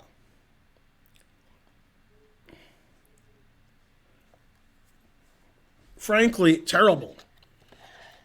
Go sub battle. I used to be good until I wasn't. I think I tied for first in this National Open. Maybe. Maybe I didn't. Jisker Tasker gifted a sub to Indo Queen. Hooray! Hello. Yeah. Look at my final position against Danny Wrench before you were born. Yeah. Since I was white, this is the game gut versus wrenching. Yeah. Now, see, here I'm down the exchange, because I always sack the exchange. But I have 7,000 pawns for it. And what does the engine say? It says, God damn. It says I'm plus 62. Now went to 9. Hey, Indo, how's it going? Yeah, he resigned here. This is the National Open 2005-ish. I actually have a minus score against Danny in tournament play. And this was... One of our games was probably the worst game ever played. And that's saying something. I was white, played horrible. And right before the time control, he was like plus 11. Then 20 moves later, it was a drawn rook and pawn ending. It was rook and 2 against rook and 1. And I made a beginner's blunder as soon as I was drawing by him sacking his rook for the other pawn and then checking, winning my rook, and then he wins the king and pawn ending easily. I didn't see it. And if I had defended properly, I would have drawn that game, which made no sense because I was so lost. I can't believe I didn't lose earlier. Ridiculous. Then he beat me. He was white and a Sicilian, and he ran over me. I wasn't hurt because Danny's, not as big as I am. But still, I didn't like getting run over. Yeah, terrible. And we have a couple of draws, I think. Someone give Eddie a sub. Could somebody donate a sub so I can sub to Ben? Why are people saying go Spencer? Spencer here? Go Spencer. Go Probably. Spencer. 100 Centidues, Rockin' Jason. Spencer didn't say anything, unless he did. Maybe we were talking about him. Yeah, go Spencer. Spencer's 30 tomorrow. Go That's Spencer. Right. Hey, McJerkle. Yeah, Spencer said he has a whole bunch of lessons tomorrow. There's an outside chance he'll go to karaoke. Very outside. Yay, 200 Centidues. Karen's looking fancy. Fancy? It's her one night to be fancy. I tried to take Karen to a fancy restaurant. The whole restaurant was rented out. And I said, who could rent out a whole restaurant? Do you know who did? No. A couple of entrepreneurs and their dates. You know who the entrepreneurs were? Let's see if the chat knows. Hey, Donkel. I have played Hess more than once. The Winklevoss twins, I like that. Who is more good looking, Levy or Hikari? Well, it is a SpongeBob joke. Anyway, it's SpongeBob and Patrick. They're out with their dates. Oh. Because it's Chocolate with Nuts is the episode. Yeah, great episode. Chocolate with Nuts is one of the top 3 episodes. I have spoken. Thank you, Indo. Who's better looking? Levy or Hikaru? Levy. It's not super clear cut. Yeah, it is. No, it's not. Yep. Oh.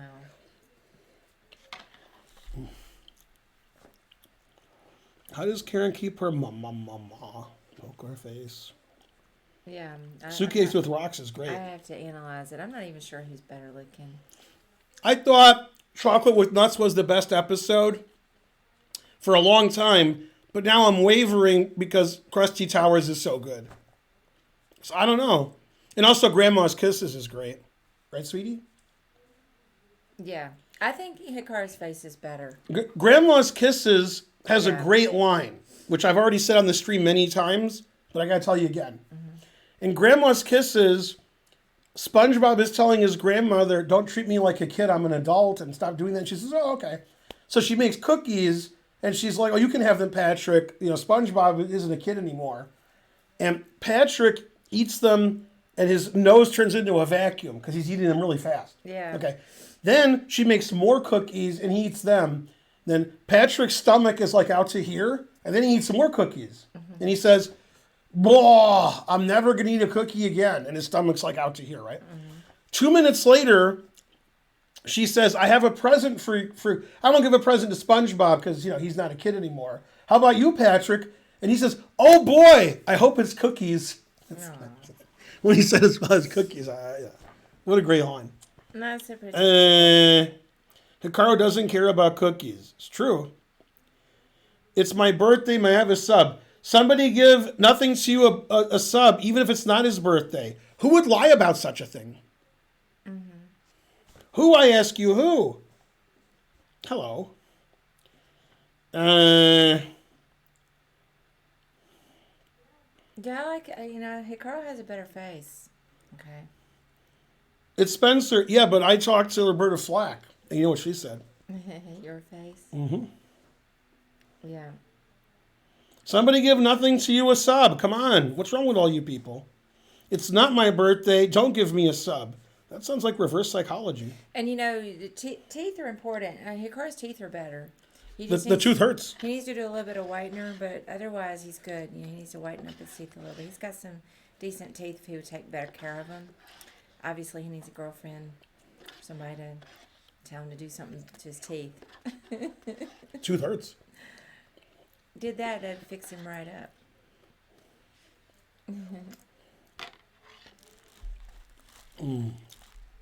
10 cents to dues, chest bra. Did chest bra say something?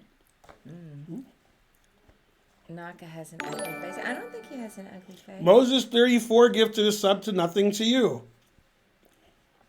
Hey, Stonefish. I just got married. Give me a sub. And the truth hurts. All right. So I beat Danny. The end. Yay. Now let's look at the game with Lenderman. Now, this game is very insulting to me, of me, by me. Because I didn't play my own opening. Because I figured that's what he prepared for. So he played the Smith Morra in the U.S. Championship. Ridiculous. But Lenderman plays the Smith Morra sometimes. Or as they call it in Europe, the Morra. Because they don't recognize Ken Smith's contributions. He's American. American, we call it Smith Morra. Ken Smith was a famous poker player. And he was very, very, very, very large. Very large. He's bigger than what I'm saying. I never met him, but trust me. And he was a famous poker player. Give me a number. He was about 2,300 at chess. He was in the 400s and he wasn't tall. Okay. He was like my height in 400s. So, I don't check Discord consistently, Indo. I should because I miss messages. Do I need to check it? Sounds like I need to check it. I will check it. Now, Ken Smith didn't play a lot of chess because he was so large. But if there was an odd number and they needed somebody, he would be big as a house man.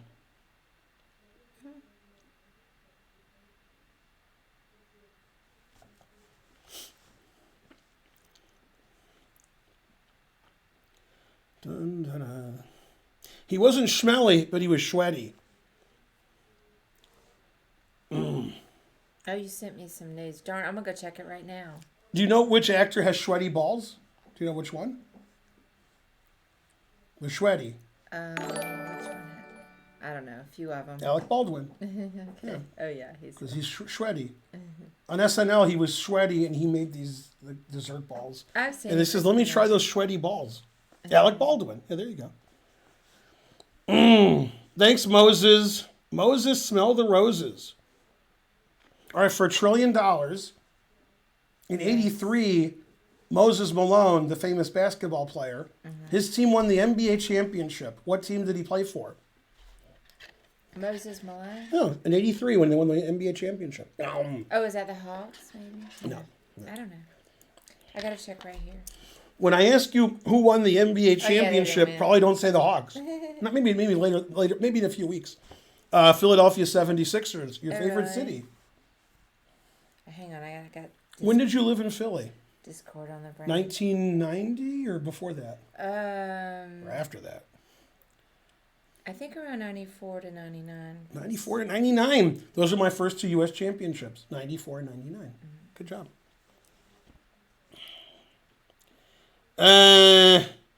Alec Baldwin skit. Yeah, that's a great sketch. Yeah. I knew it. What'd you know? I knew it. You can't say what you know? I don't know. Can you show me or no? Yeah, As long as nobody can see but I it. don't know if we can say anything. I won't say anything. I just want to look. I knew that's what it was. Eh?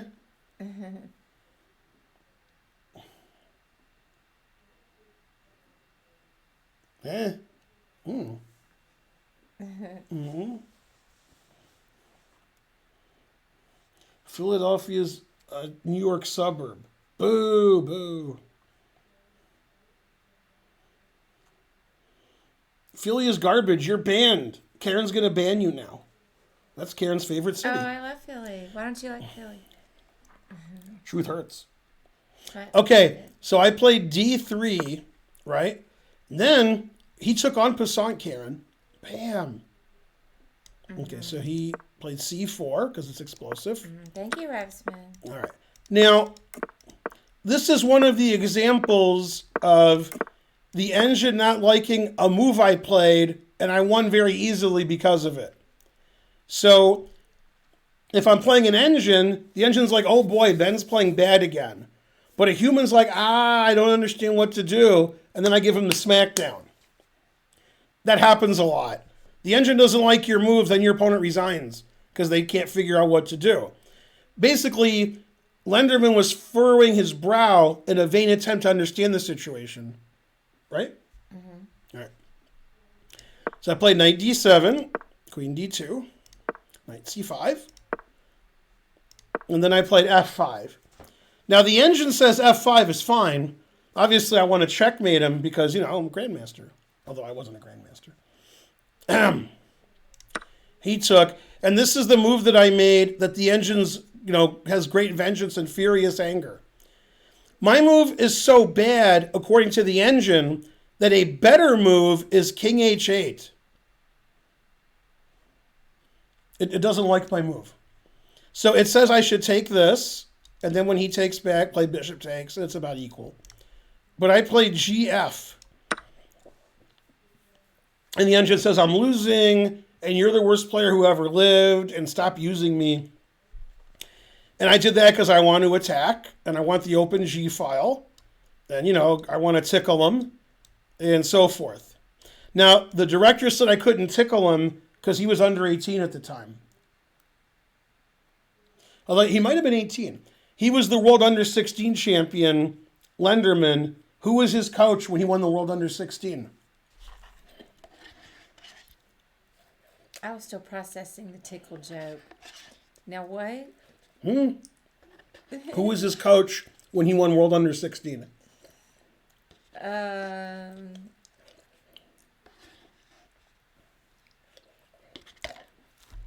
What year? A long time ago. 15 years ago, at least. Yeah, I don't know. He's trying hard to get it. Aviv. I was gonna say a V. I was gonna Yeah. say a V. All right. He played bishop b1, which is the engine move. I put it in h. I want to go here and mate him. And I have an Akaru quote from this game.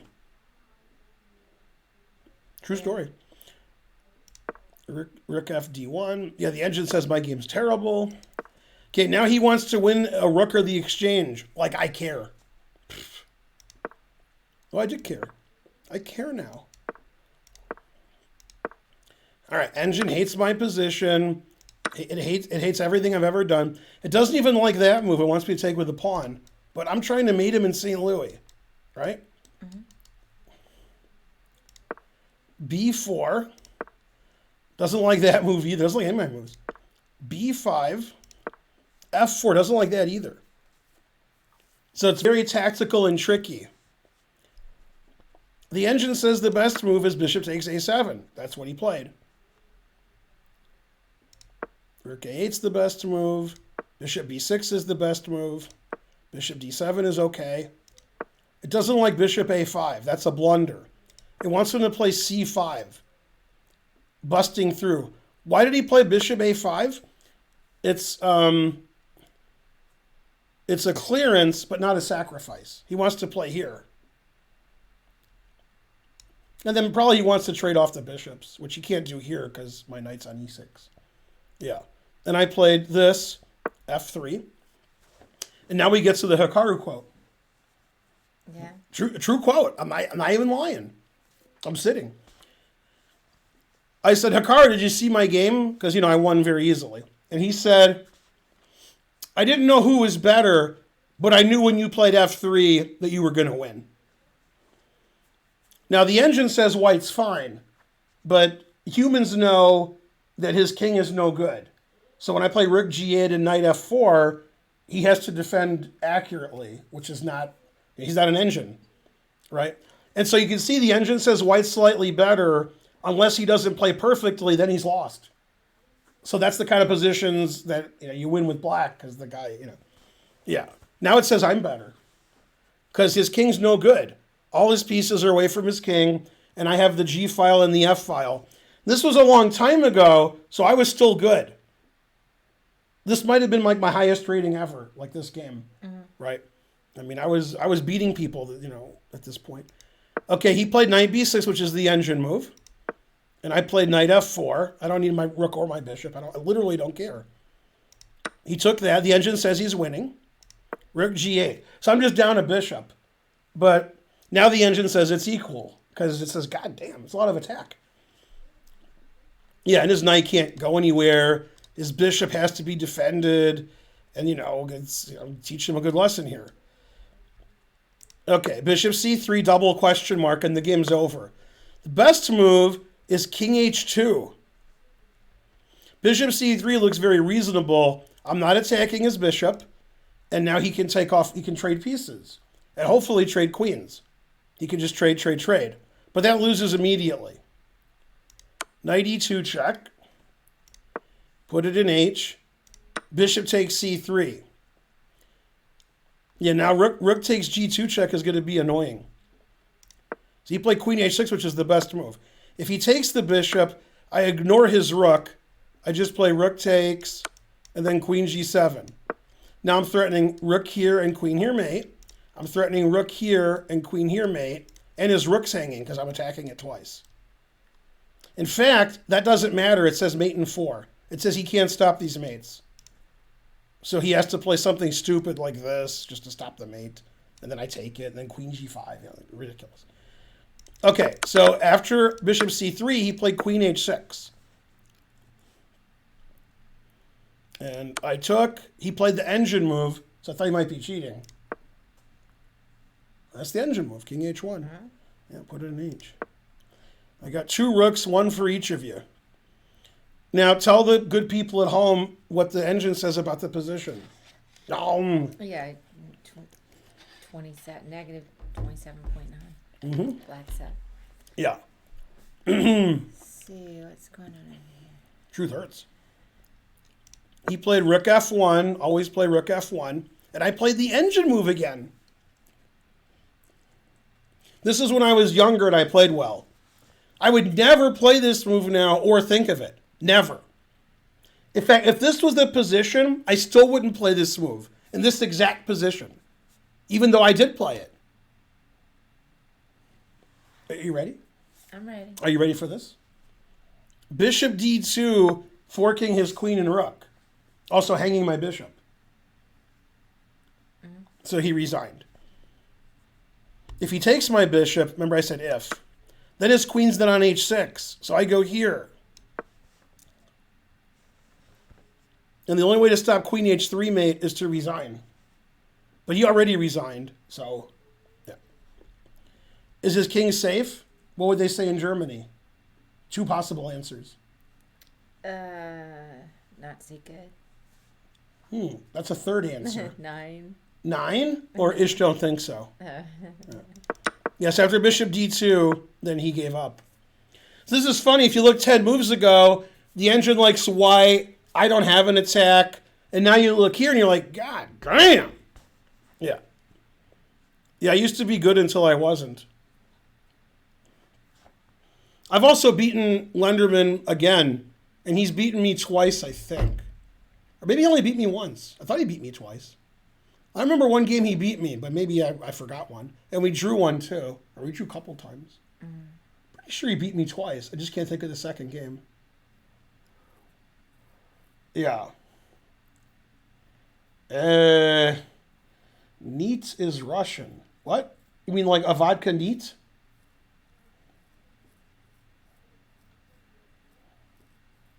I wondered for years what dirty meant in drinks, and then I found out, and then I forgot.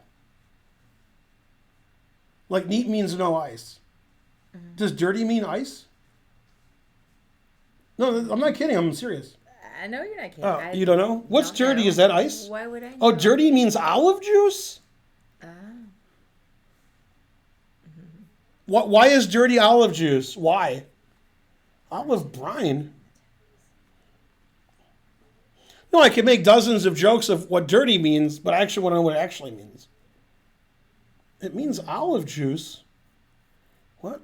After queen h4, it's just bishop g5 is the answer. Oh, after queen h4. I was like, what? I'm looking, but I can't find a move that doesn't win. The engine says every move is mate. But the matiest is bishop f4, threatening rook here mate. God damn. The truth hurts. So if you said bishop f4, yes. You said bishop g5, every move wins, but checkmating his king is good when the king has, I got all my pieces attacking him. So in hindsight, even though it was hindsight, so Hikaru was right. Even though, he said it after I already won. But yeah. Yeah. Sometimes it's adding other stuff. What? I mean, I just drink beer. I don't know anything about it. Yeah. We drink dirty beers because of the bar we go to. That's yeah, truth hurts. Yeah. Man, I used to be good, and then now I lose to Seth Homa and that other guy. Ugh. I used to play Bishop D2, and then you kidding me? What other guy? The guy that I lost to before him, Josiah Stearman. Oh. Couldn't remember his name. That's why. Oh.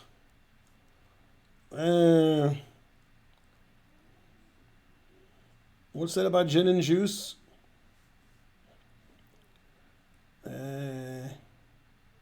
That's true, frankly, a go-go. All right, let's see how I played. It's not going to say I played well because it didn't like my position until it did. It was like, your position sucks. Okay, you won. That's how I beat Mamajarov. It said, your game's terrible. Okay, you win. Frankly, terrible. You going to stop? Oh, it did. Yeah, it says he played better than I did.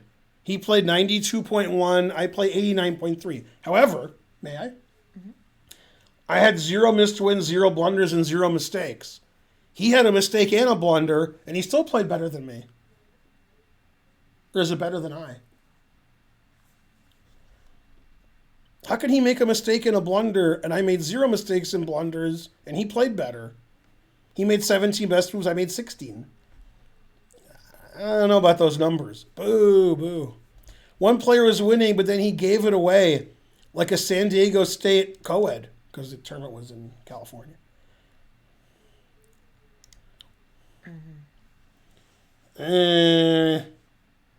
Is it possible to make no mistakes and still win? Did he phrase that question right? Did he mean and still lose? Yeah. Maybe English just isn't his game. I know. Let's have a spelling contest. Hey, Indo Queen, I sent you a Discord message back. Check it out. I went. Oh, sorry. No, I was just going to say I don't think she heard me earlier. I thought that was the message. I thought that was going to be the I went to this club in New York once where they played card games for money, different card games. And the name of the club that I went to was Gin and Juice. Somebody was already making a gin and Right, that's why I made that joke. Oh. Oh, okay. I thought- But I gave it context. You know which Jewish person has the worst name? No. Jewy Jew Junior Shabadoo. That's the worst name I ever heard. What are Nepo's chances? Good, good.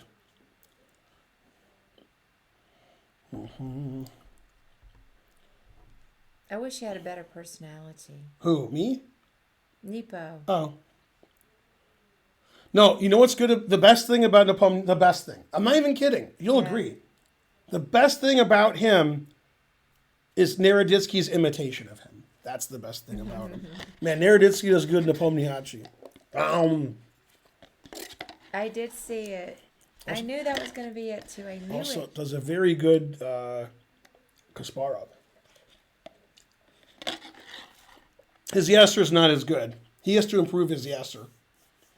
No. But his Nepomniachtchi and Kasparov are genius. All right, last game. Or as Donna Summer would say. Now, I know I put the Kudrin game in here, but I didn't show the Kudrin game. Did I skip it? You do a great Reagan impression. So I didn't put the Kudrin game in. All right. This one was dumber than I thought. Now, I've won 2 very nice games against Joel in the U.S. Championship. And I've already shown the other one more than once. That was in St. Louis. It's Mike Kummer's favorite game. That was like 2012, 2011. The game with Joel that I sacked and beat him pretty easily. Fen Beingold, 200 Centitudes. Who I recommend against the Carol Khan? I don't know. I do a great Edith Bunker impression, but nobody knows who that is. We could do it right now. No, I'm not doing it right now. No. 3,000 viewers. Let's get another train going. Hooray. Oh, Fen Beingold gave 5,000 Centitudes earlier. Yay. See how much money I've made this stream? 5,000 Centitudes. Oh, yay. Everybody else thought they Beingold. were in India, so they gave Vishwa nothing. That's all right. Yeah. Some Okay, other so I'm playing Joel. Hey, Thaddeus. Now this is serious, and it's really hard to believe it's serious. But I've said it on stream before. Thanks, Sven Beingold, for 300. You are the best. This game was played on Joel's birthday, and Joel was always like, I lose on my birthday. I always lose on my birthday. And I was thinking, I always win on my birthday because when I was a kid, the Michigan Open, the state championship, was always over Labor Day weekend, and my birthday September 6th. So often I play in the Michigan Open on my birthday, and I'm better than other people in Michigan. So I have good results on my birthday. Anyway, before the game, and this person, R.I.P., Jerry Bibbled. Jerry Bibbled was a character in chess. A character. That's his name. It just reminded me of Holly Bibble. Okay. Oh. Now, Jerry Bibbled, some people didn't like him, and some people didn't like him a lot. And he was an very unusual guy. I didn't hate him, but most people did. And he was a photographer, and he went to a lot of chess tournaments. He played chess. And anyway, some people he annoyed, and some people he intentionally annoyed. So Joel's father had passed away, and at some point, Joel's father and Bibble got into it. I don't know why. So Joel didn't like Bibble. And Bibble was a photographer at the U.S. Championship where this game took place. And the game's going to start in like 5 minutes. And Joel and I are at the board, and we shook hands and filled out our score sheets. And Bibble said to Joel, can I take a picture? And he said no, because he doesn't like Bibble.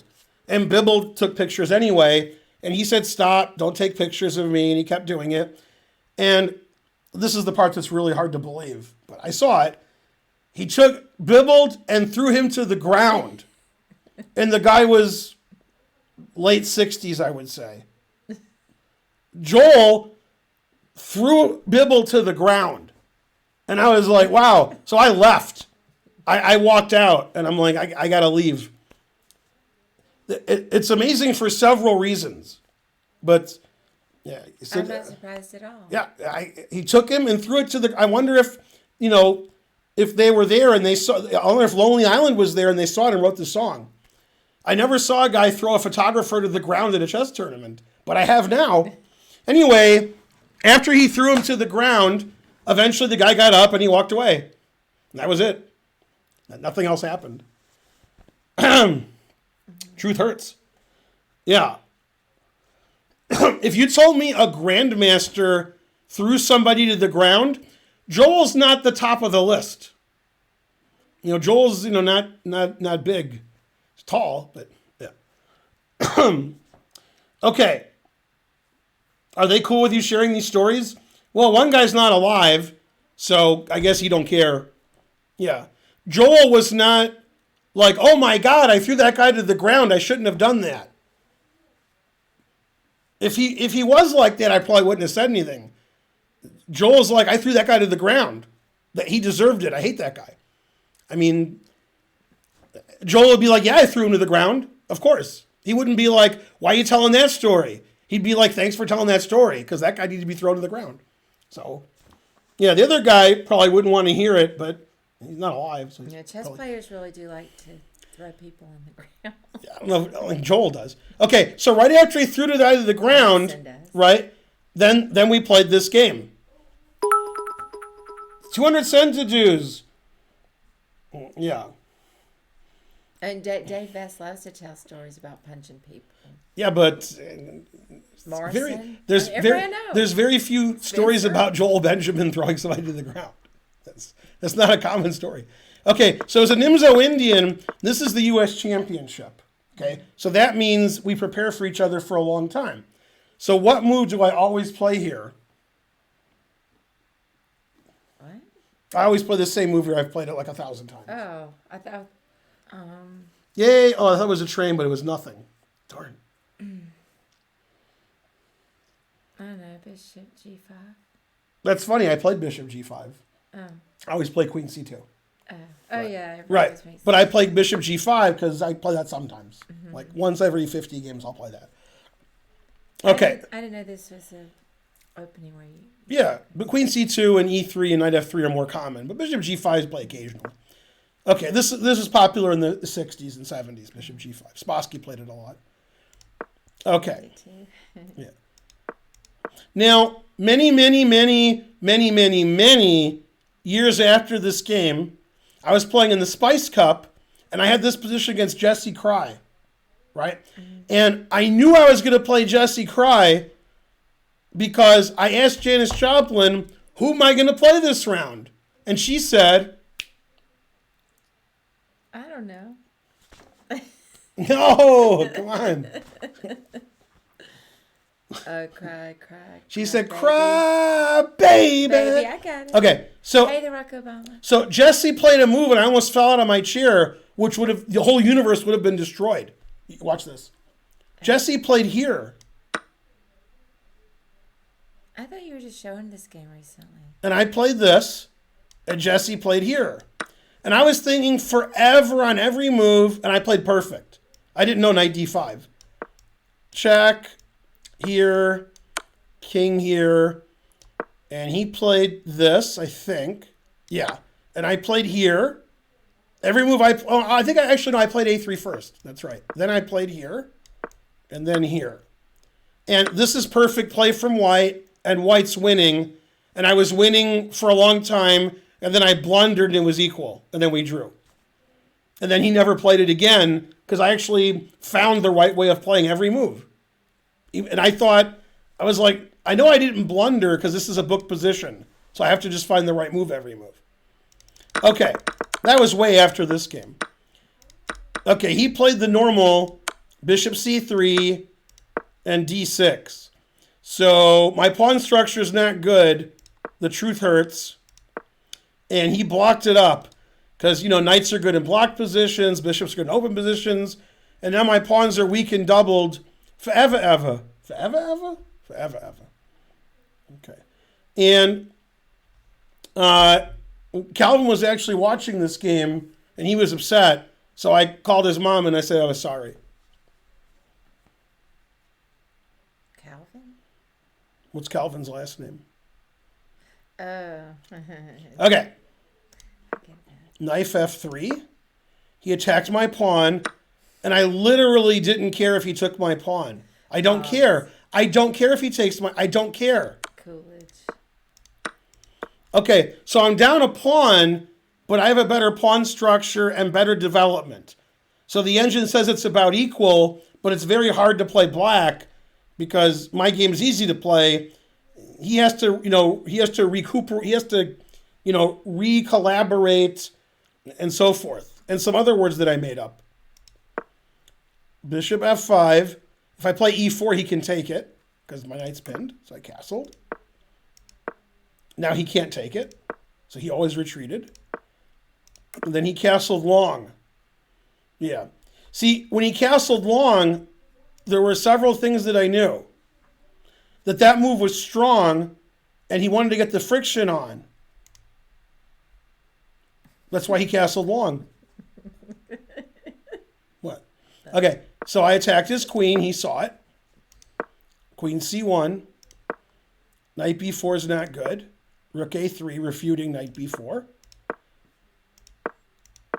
Yeah, his position's not so good. Put it in f. Yeah. Now, when I play rook b3, there was a lot of calculation involved. What's the only move he can make that makes any sense? He only has one move here.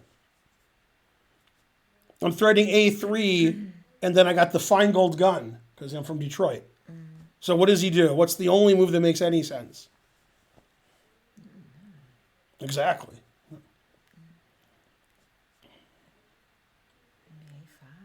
A5 is the second best move. He has to attack my rook. Okay.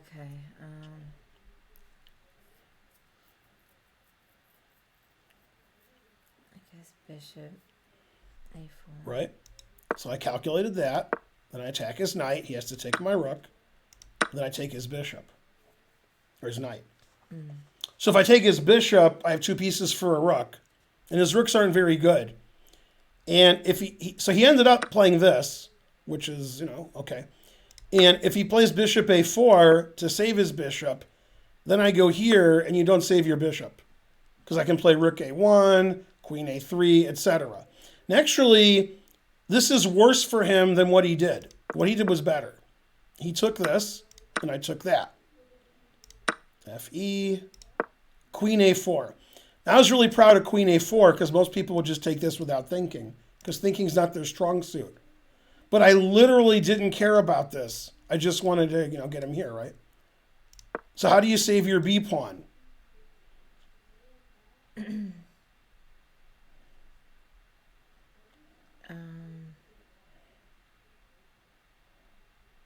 mentioned a. Sorry? I don't know. I could move the pawn. I said a4 before, and that wasn't even right. But a5. A5, right. Yeah. And he was like, yeah, you're winning. This is dead lost. And I said, this is after the game, like the next day, I said, well, this is the engines in 2007 or something. I said, or 2004, I guess. Yeah. I said, well, the engine says after E3, black is okay. And he said, no, I would lose this for sure. And I was like, all right. I mean, I understand what he's saying. I have two pieces for a rook. His rooks don't do anything. And I have a monster attack. So I understand. But, engine doesn't agree. A5's not a good move because I play knight b3 and he can't save his a pawn. So he played the obvious move, king c7. That way, if I take on a5, he can play rook a8. You see what I'm saying? Pinning my knight. Oh, okay, yeah. So I play rook c1 because I want to play c5. And if you can stop c5, you're better at chess than I am. Because, Okay, so he played rook a8, and I did play c5. And he went queen a7, the most aggressive move he could find.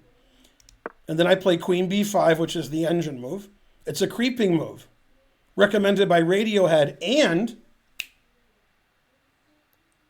Stone Temple Pilots. Correct. Very good. Now, Karen will now read the evaluation to you. Plus 9.59. Right. Now, Karen will count the number of black pawns. And the answer is surprising. Must I? Okay, Yeah. 1, 2, 3, 4, 8. Right. Isn't that surprising? He has all 8 of his pawns. It is surprising. Yeah. And I'm still plus 10. That'll show him. The important thing is he's got his pieces on the most active squares. And his king is right where it belongs. Right. This is the several-time U.S. champion Joel Benjamin. Okay. So he played rook d8. And I retreated my queen. Always retreat. Because I got to get another gun set up. Right? It doesn't matter what I do. Everything wins. But then he retreated. And I went here. Now he played a very funny move. Because he just played king to b8. So he played a funny move. King c7. Because c7 check is annoying. Right? Okay. Now, the engine says some large numbers here. And then I took with check. This check. And then he resigned. Queen c5 hangs the queen, and therefore is not good. King takes allows mate in 1, and therefore is not good. So the best move is king d7, but okay, I can take this and be up 2 pieces. And then I have an extra bishop and knight. So after c takes b7, he resigned. Hooray! Man, I used to be good and now I'm not. There was a thing going earlier, like where you pull a poll, and it said you get points or something here, and it said, did Ben play 95% or better? You can bet on it. We're just analyzing all the games and seeing what the game report says. I played 95 or better every game except this one where I beat Lenderman. It says I played terrible. I beat Lenderman in 30 moves of black. Sorry. Karen seems extra tired of Ben's nonsense. Ridiculous. What did I do? I'm just sitting here watching some chess. You're not sitting here watching the wheels go round and round? If you bet over, you win. I played 97.4. I made 0 mistakes, 0 blunders, 0 missed wins. And he played 72.3. Terrible. Man, no wonder the U.S. loses at everything. Yeah. Hooray for Ben. I like the final position. And so forth. Glory days is correct. I guess I should start packing up. Yeah. Well, it's late. And Most people I talk to believe Paul McCartney is a better solo artist than John Lennon. I've never disagreed more. When I saw Paul McCartney, and he was great, I never saw John Lennon. You know what John Lennon didn't do that every other Beatles did? I don't know. You have to remember who's asking you. Yeah. That helps. There's something every Beatles did except John Lennon. Guest starred on The Simpsons. Because he was not alive. He had a good excuse. The other Beatles have all been on The Simpsons. Paul McCartney was on with his wife Linda. Yeah. Yeah, and they were talking about their vegetarian stuff. And then Ringo Starr was on because Marge loves Ringo Starr and wrote him a fan letter when she was a kid, and he responded to it like 30 years later. And then he was on the show. And then George Harrison was backstage at the Grammys when Homer won a Grammy. So here's what happened. That's a long story. Homer's back, and he says, "Oh my God!" And you see George Harrison standing there. And instead of saying, "Are you George Harrison?" he says, "Are those brownies free?" Then you see brownies on the table. And he's like, "Yeah." And Homer just eats them like this. And then George Harrison says, "Oh, what a nice guy." And that's his appearance. But he says, "Oh my God," but it's because of the brownies. He doesn't care who George Harrison is. Yeah. Then there's another episode of Family Guy where George Harrison is getting robbed at his house, because that happened. Somebody broke into his house. And Peter was the security guard. And he's watching TV, like sleeping. And he hears this ruckus. And he says, keep it down there, you wacky beetle. And then he turns the sound up so you can't hear him getting like beaten up and stuff. Yeah. Go cartoons. Yeah, Uh, it's a tough choice, but I'm gonna have to pick Paul some Blazing John. for overall talent. But I hate even saying. He's watching Charles in Charge. Man, I didn't know that. I gotta pick Paul Yeah. for overall talent. Best MVP. And as you all know, except very few of them know it, George Harrison is Spencer's favorite Beatle, confusing Karen. But Karen has to agree I've heard that before. because, it's almost Spencer's birthday. I mean, I like them all. Mm-hmm. So I can't get too mad. Have a good sleep. What? Go Charles in Charge. Yeah. Yeah, so hey, so is Deepak's birthday also tomorrow? I can't remember. Oh yeah, that's right. It's either. Spencer said it was I think close to it. I think it's the same day. The same day. Yeah. My birthday's the same day as Ribley's, Zoltan Ribley. Because you've all heard of Zoltan Ribley, except for one thing. Yeah, I thought it was exactly the same. You have to Yeah.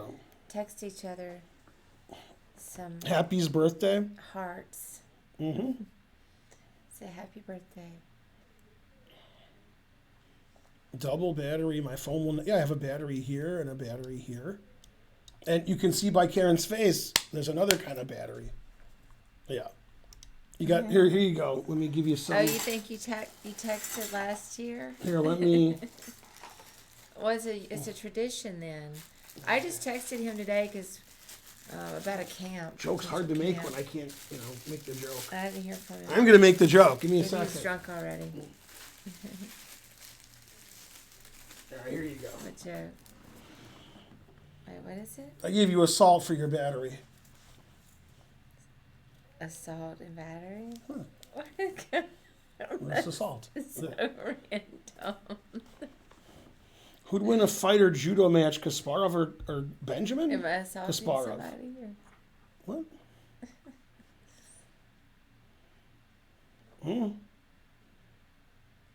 Etc. Man, I already told you. What'd you tell? We have this troublemaker at the bar. We do? Me? And he was causing a little bit of trouble last night. I put this thing back and it doesn't go fast anymore. Oh, okay, because I had it on my list to look at. Yeah, I don't know. I put it back and it's like slow and I'm like, all right. So I don't need to look at Yeah. it. Yeah, so that was good. Yay. Let's see, am I black belt or brown belt? Brown belt. Black belt with I different didn't want to pants. look at it. What? My belt? No, the problem. I'm just glad I don't have to do it. Yeah. Yay, Archer beat 2000. Hey, Spencer, Archer beat Andrew Jing. Spencer, I thought you were much better. Then I thought you were slightly worse, and then I didn't see what happened and you won. Were you ever slightly worse, or am I crazy? Did I misunderstand the position? Anybody? You were never worse? All right, I misunderstood.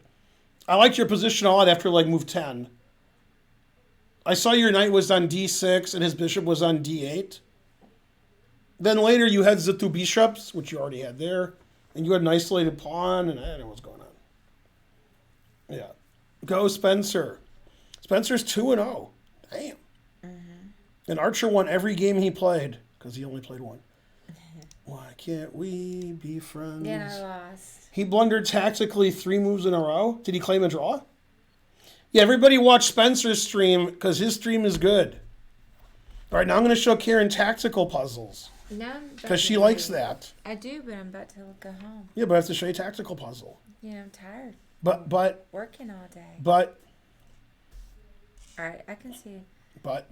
Okay, so this isn't a puzzle, it's just a question. I can't make a move? Oh, it's not an analysis board. Okay, I played a game on my last stream, unless it was 2 streams ago. Could be 2 streams ago, I don't know. Against a guy who was, 1,000 or something, 1,200. Okay, and this was our game. Okay. Okay, in this position, what did white play? You're asking me for the best move? No, I'm asking you what he played.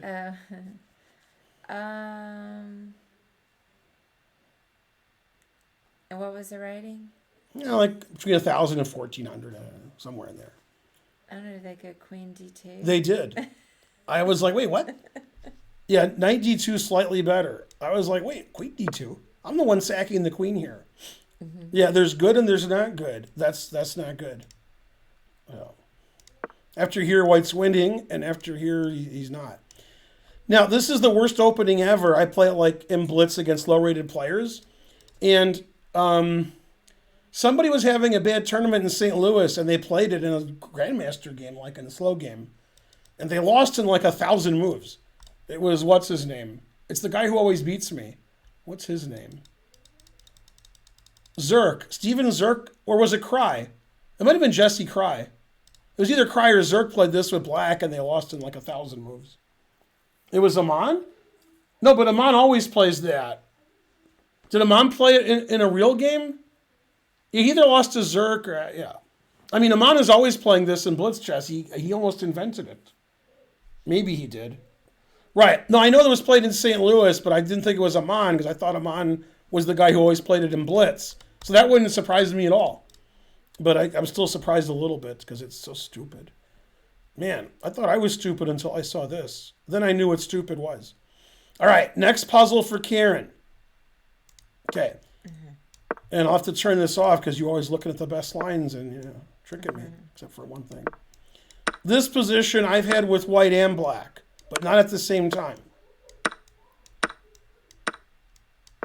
Okay, in this position it's white to move because I said so. Also because it's white to move. According to theory, what's the best move here for white? And it's the move all GMs play. According to theory. Yeah. I've played it. Other people have played it. It's my game with Walter Brown for the 1994 U.S. Championship, for example. God damn, I got crushed. Man, that's one of the worst games I ever lost. That was embarrassing.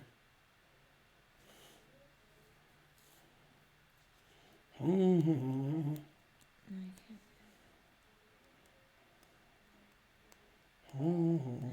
guess just d takes c5. D takes e5 is a blunder. Now black's winning. Bishop b4 check wins.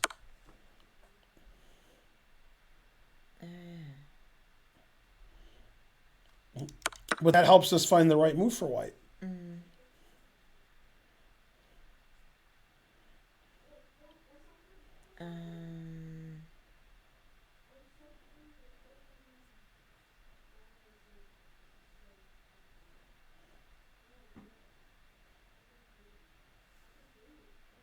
I don't know unless maybe bishop d2. That's correct. Yeah.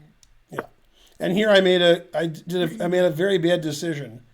I played queen takes and then pawn takes. That's like the worst thing you can do. Also, this is every game that I play Mike Saylor. I always have white in this position. Every game we play. Yeah, and I got beat really badly. I've never been so embarrassed. Terrible. Horrible. But I like playing it with white. So that, something. Yeah. You can't beat whatever that is. All right. Now in this position,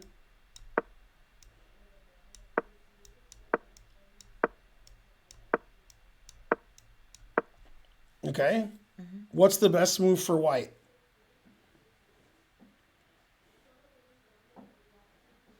The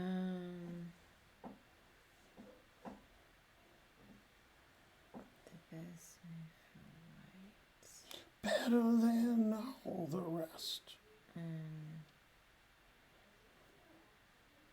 It's pandemonium, I tells you. And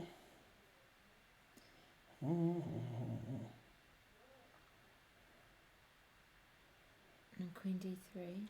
Queen d3 is a possible move, and then when black makes a move to stop that, then king f7, then you're like, what do I do now? But maybe queen d3 is okay. Maybe. The move I play is e3, threatening mate, and threatening to take this pawn. And one of the book lines is h5, stopping mate, and then if you take h4, the bishop's trapped again. Now you could play queen d3.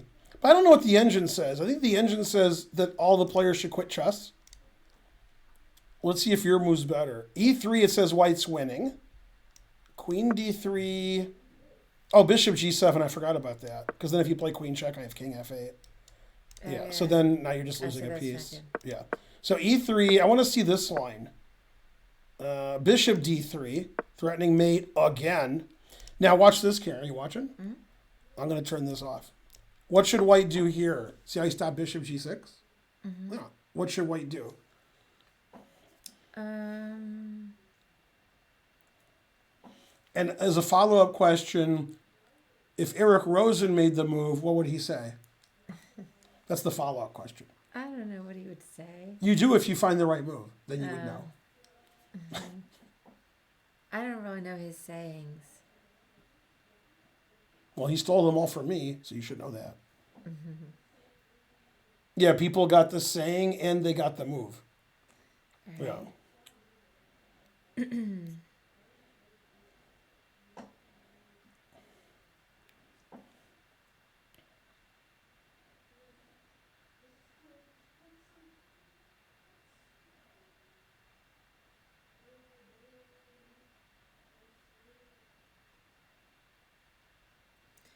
Maybe you could stoke up bishop g6. You can, but you have to reverse your metaphors. Play the moves you want to play in the reverse order. Oh, I bet then.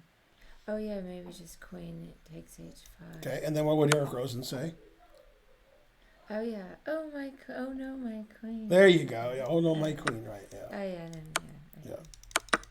If you don't know what they're going to say, then it's not okay. So I assume king f7 is the best move. No, d6 bishop. That just says white's completely winning. Terrible. d5. Bishop check. King here. Knight f3.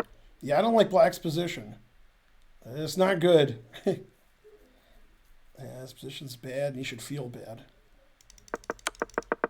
Yeah, go e3. What's funny is after e4 with the same threat, one of the engine moves was e5. God damn. That way if you check, you have king e7. I mean, I wasn't going to play e5. Man, chess is weird. Stupid engines. They're rock and roll. I was just looking at the chat. Black can win easily if I'm playing white. That is correct. Yeah. Queen h4 also good. Okay, so we're about to leave Chess TV, and Karen's about to leave the Chess Center. It's been a long day, You say that every day. and I didn't even do the things that I was wanting to do. Yeah, and I have to make 5 videos tomorrow for chess.com. No. I'm supposed to go to the dentist then. It's 2:30. And then I have to do my lecture. Don't forget to watch my lecture tomorrow at 7 p.m. If you follow me on Discord or Twitter, you'll see the flyer for the event, or you can go to atlchessclub.com/events and sign up for the event. It's $10 or $15, whichever is more. My lecture tomorrow, sponsored by Grandmaster Gus, is going to be on the famous Kasparov-Topalov game from 1999. Many people consider this the greatest game ever. The greatest game ever, in my opinion, is whichever one people donate the most money for me to show. When I was in Vegas, like a year or two after that game, somebody paid me $100 to show that in the game and explain it to them. Really? Yeah, so I did, and then I got $100. Yeah. Hooray. And you know what I did with that $100? You lost it in blackjack. No, that's a real answer. I did the same thing comic book guy did on The Simpsons. Yeah. What did he buy with his $100? I don't know. Let's see if anybody knows in the chat, because it was 30 years ago. 420. Thanks, Welch Grape Juice. What did comic book guy buy with his $100? No, come on. Why do I even stream with you guys? 100 cups of coffee. You're confusing comic book guy with Fry, and Fry had $300. Terrible. He did get 100 cups of coffee with his $300. Fry did. It was a little jittery. It was important in the fire when he moved like the Flash, though.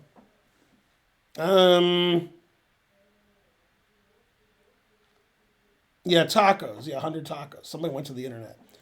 He said, and then he had a wheelbarrow and he bought 100 tacos. He was taking it back to his store. And he said, yes, yes, this should provide adequate sustenance for the Doctor Who festival. 100 tacos for $100. You can't, I mean, that's pretty good. Yeah. Doctor Who marathon. That's right. Yeah. Yeah, the $300 was when Fry bought 100 cups of coffee. That was a funny episode. And then Bender stole the really expensive cigar, so he could blow it in people's faces. That was it, and he did. Yeah. Yeah. All right. Thanks for watching the stream. You guys are the best. Hey, Jay Wolfen, I think I owe you an email, or maybe I did finally email you. So Yeah. behind on everything. Yeah. But good night, everybody. All right. Who do I raid? Boo, boo, boo, boo. Wait, how am I following this person? I don't know who it is. What? I don't even know who that is. I'm following them. I think I raided them once when I was trying to find somebody to raid. And, guys, stream made no sense. But it's still the best one to raid now. Let's see. Can't raid them. Don't know who that is. Let's see. Chess Coach is online, but he's watching something. He's not streaming. Yeah, I don't know. Chess Bros aren't streaming, so I can't raid them. I'll give 5 subs for a Rosen raid. Sold! I was going to raid somebody else, but I want those 5 subs. Once you give me the 5 subs, I'll raid somebody else. Oh, snap. Wonder why I'm getting 5 subs for a Rosen raid. I don't know what, All right. Yay. Oh, no, my queen. Bye, everybody. Oh, you did it. Thank Yay. you, Okay, now I can Michael. raid somebody else. Whoa! Right. Bye. And as we say at the Chess Center here in Atlanta,